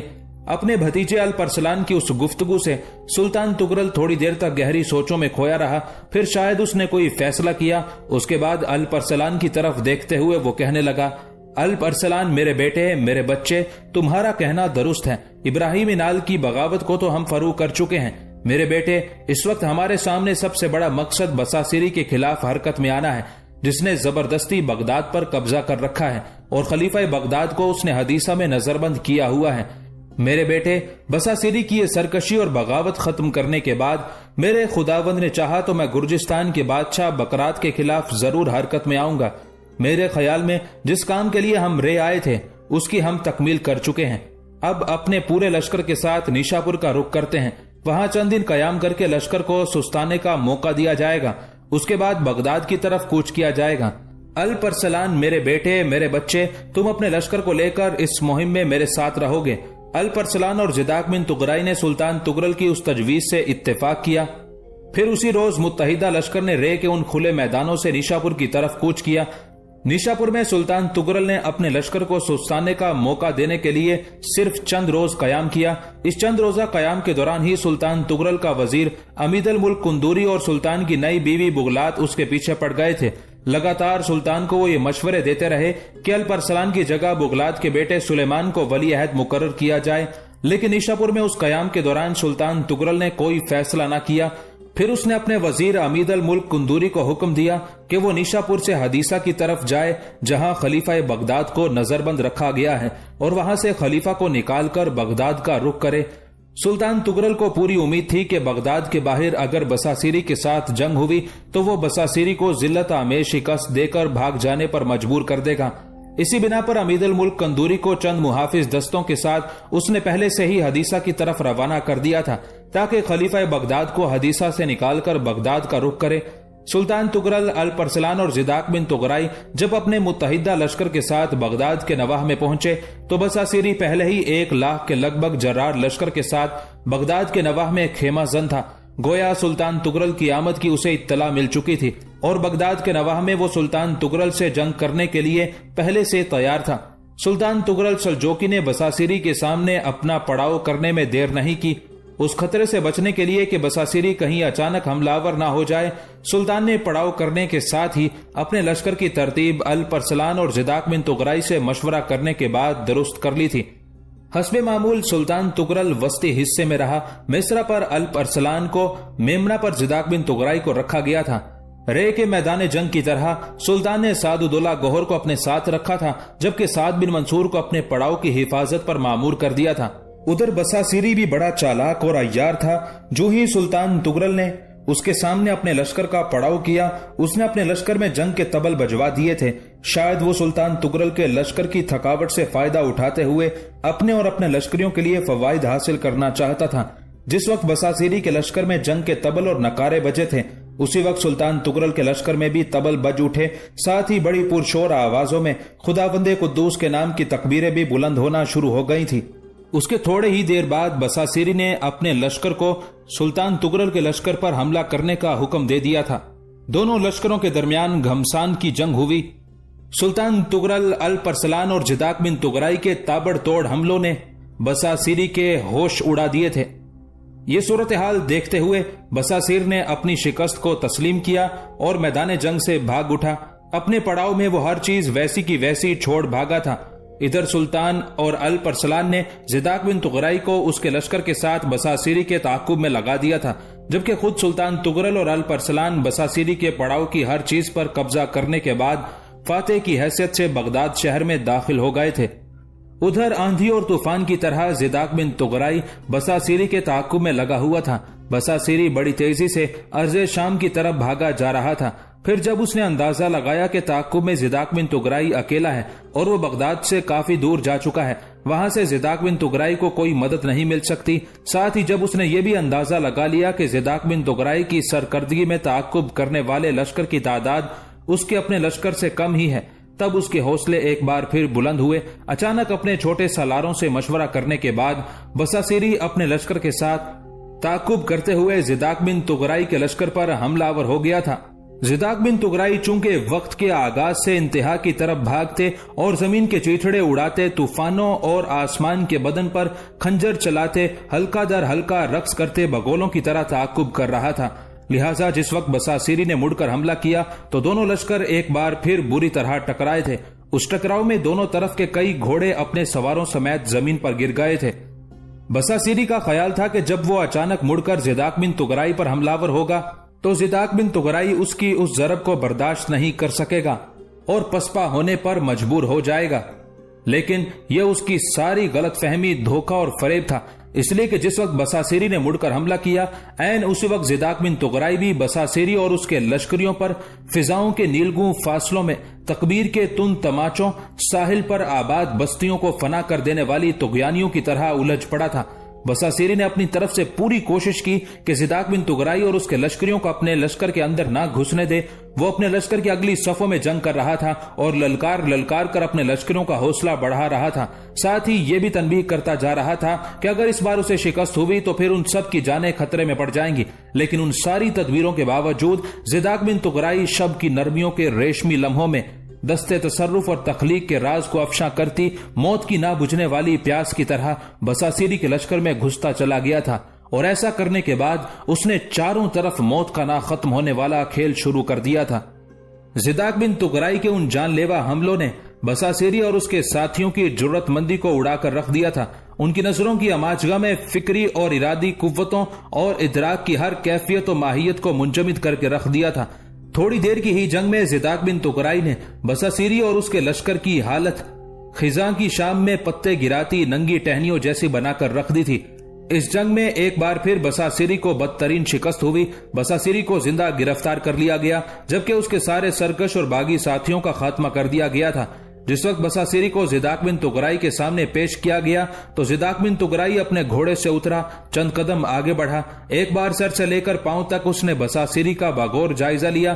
फिर उसने अपने दाएं हाथ का एक भरपूर तमाचा बसासीरी के मुंह पर मारते हुए उसे खोलते हुए लहजे में मुखातिब किया, बसासीरी, तूने क्या समझकर सुल्तान तुगरल के खिलाफ बगावत की? तूने क्या जानकर खलीफा बगदाद कायम बिल अमरिल्ला को हदीसा की तरफ नजरबंद कर दिया? तूने अपनी किस कुव्वत, अपनी किस ताकत के बलबूते पर बगदाद के वजीर अली बिन हुसैन को अजियतनाक मौत मारा? क्या तू समझता था कि तेरी इन सारी ओबाशियों, तेरे इन सारे शैतानी जज्बों के आगे कोई बंद बांधने वाला नहीं? क्या तूने ये सोच लिया था कि दुनिया में कोई ऐसी कुव्वत नहीं रही जो तुझे बगदाद से बाहर निकाल सके? तूने सुल्तान तुगरल, उसके बाद मेरे आगे अपनी बेबसी को खूब देख लिया। अब तू एक असीर और कैदी की हैसियत से मेरे सामने खड़ा है और तेरे मुतालिक मुझे मेरे सुल्तान ने वाज़े अहकाम भी दे रखे हैं। उसके साथ ही अपने करीब खड़े अपने मुहाफिज दस्तों के 2 सिपाहियों को ज़िदाक बिन तुगराई ने अपने करीब बुलाया, उनके कान में राजदाराना सरगोशी की, जिसके जवाब में वो दोनों आगे बढ़े। उनमें से एक ने तलवार मारकर बसासीरी की गर्दन काट दी, दूसरे ने उसका कटा हुआ सर नेज़े पर नस्ब कर दिया था। उसी हालत में ज़िदाक बिन तुगराई ने अर्ज़े शाम से बगदाद की तरफ कूच किया। बसासीरी का सर अभी तक नेज़े पर रखा हुआ था। बसासीरी का सर नेज़े पर रखे अपने लश्कर के साथ ज़िदाक बिन तुगराई बसासीरी का कटा हुआ सर लेकर बगदाद में दाखिल हुआ था। उसी रोज खलीफा बगदाद को भी सुल्तान तुगरल का वजीर अमीदुल मुल्क कंदूरी लेकर बगदाद पहुंचा। सुल्तान तुगरल और अल परसलान को जब खलीफा बगदाद की आमद की खबर हुई तो कहते हैं सुल्तान ने शहर से बाहर निकलकर खलीफा का शानदार इस्तकबाल किया।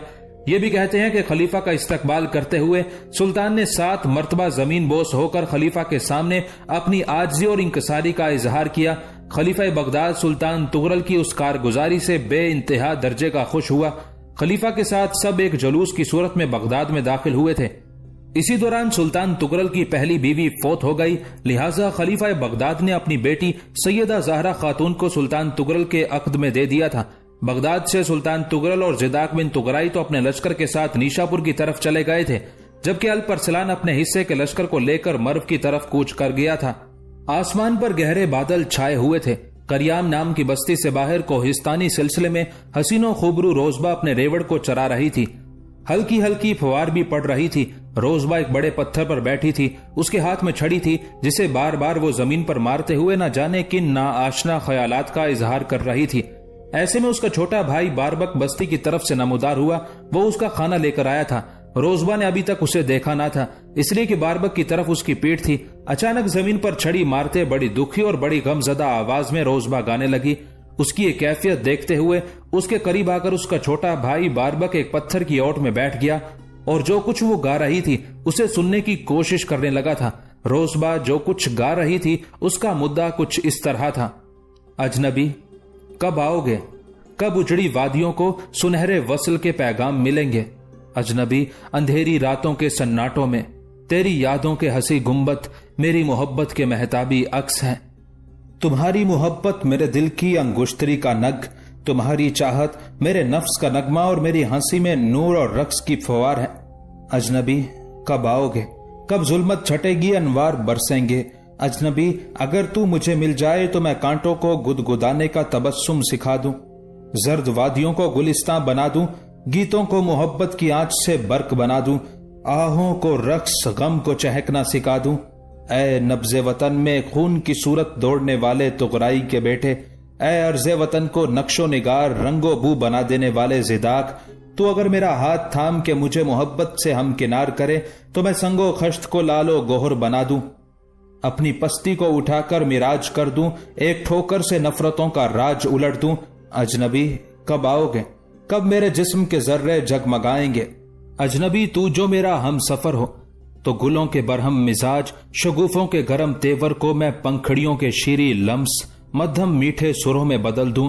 तुगराई के बेटे, मेरी हंसी की रिमझिम तेरे बगैर प्यास का सहरा है, मेरी सोचों के सदफ तेरे बिन दश्ते गुर्बत की मानिद है, मेरा नशीला जिस्म शिगुफ्ता चेहरा सूखे पत्तों के नजराने जैसा है। अजनबी, कब आओगे, कब यादों की कोख से चाहत के गुलाब उतरेंगे। अजनबी, चमन चमन में, गुल गुल में, रंग रंग में, किरण किरण में, सब्ज पत्तों की झांझरों में, सुर्ख फूलों की पायल में, शिगुफ्ता गुलाबों की शबनम, सावन की चंचल हवाओं में बस मुझे सिर्फ तेरा ही नाम सुनाई देता है।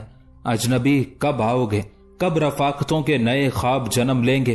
तुगराई के बेटे, कब मेरे दिल के आंगन में मोहब्बत की खुशबू बरसेगी। कब तक मैं शबनम के अकेले मोती की तरह तेरी राह देखती रहूंगी। कब तक मेरे काजल की धुंध अश्कों में ढलती रहेगी। कब मेरी रूह का कोई सिरा तेरी मोहब्बत की धनक में भीगेगा। कब तक मेरी आंखों की नीलाहटें कूबकू तेरी तलाश में भटकती रहेंगी। अजनबी, कब आओगे, कब ख्वाबों के शहर हकीकत का रूप धारेंगे।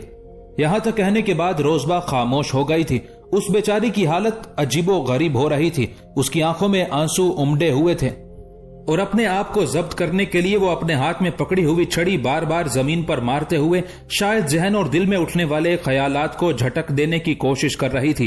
फिर उसने अपने सर पर बंधे हुए रुमाल से अपनी आंखें खुश कर ली। उसका छोटा भाई बारबक उसकी सारी हालतें दुख और गम चट्टान के पीछे बैठा देख रहा था। फिर वो अपनी जगह से उठा, चट्टानों के पीछे ही पीछे एक चक्कर लगाया। जरा फासले पर वो उस शाहराह पर नमूदार हुआ जो उनकी बस्ती की तरफ से आती थी। फिर वो जोर जोर से अपनी बहन को पुकारते हुए कोहिस्तानी सिलसिले के ऊपर चढ़ा था। हल्की हल्की बूंदाबांदी अब तेज होने लगी थी। बारबक भागता हुआ रोजबा के पास आया। उसे देखते हुए वो दंग रह गया था। फिर रोजबा को मुखातिब करते हुए वो पूछने लगा, मेरी अजीज बहन, क्या तुझे किसी ने कुछ कहा है? मैं देखता हूँ तेरी आंखें सुर्ख हो रही हैं, लगता है तू रोती रही है। इस पर रोजबा फौरन संभल गई। आसमान की तरफ देखते हुए कहने लगी, मेरे अजीज भाई, ये तेरा वहम है। देख, बूंदाबांदी हो रही है। मैंने आसमान की तरफ देखा तो कुछ बूंदे मेरी आंखों में गिर गई। बस इससे मैं थोड़ी देर तक आंखों को मसलती रही, जिसकी बिना पर आंखें सुर्ख हो गई हैं। मेरे अजीज भाई, मैं भला क्यों रोऊंगी? बारबक थोड़ी देर खामोश रहकर कुछ सोचता रहा। फिर रोजबा की तरफ देखते हुए वो दोबारा बोल पड़ा, मेरी बहन, आओ दोनों बहन भाई रेवड़ को समेटें और घर चलें। बाबा ने कहा है बारिश तेज हो जाएंगी। देखो, आसमान पर बादल अब बिल्कुल स्याह हो गए हैं और काफी झुक भी गए हैं, जो इस बात की निशानदही करते हैं कि बारिश खूब बरसेगी।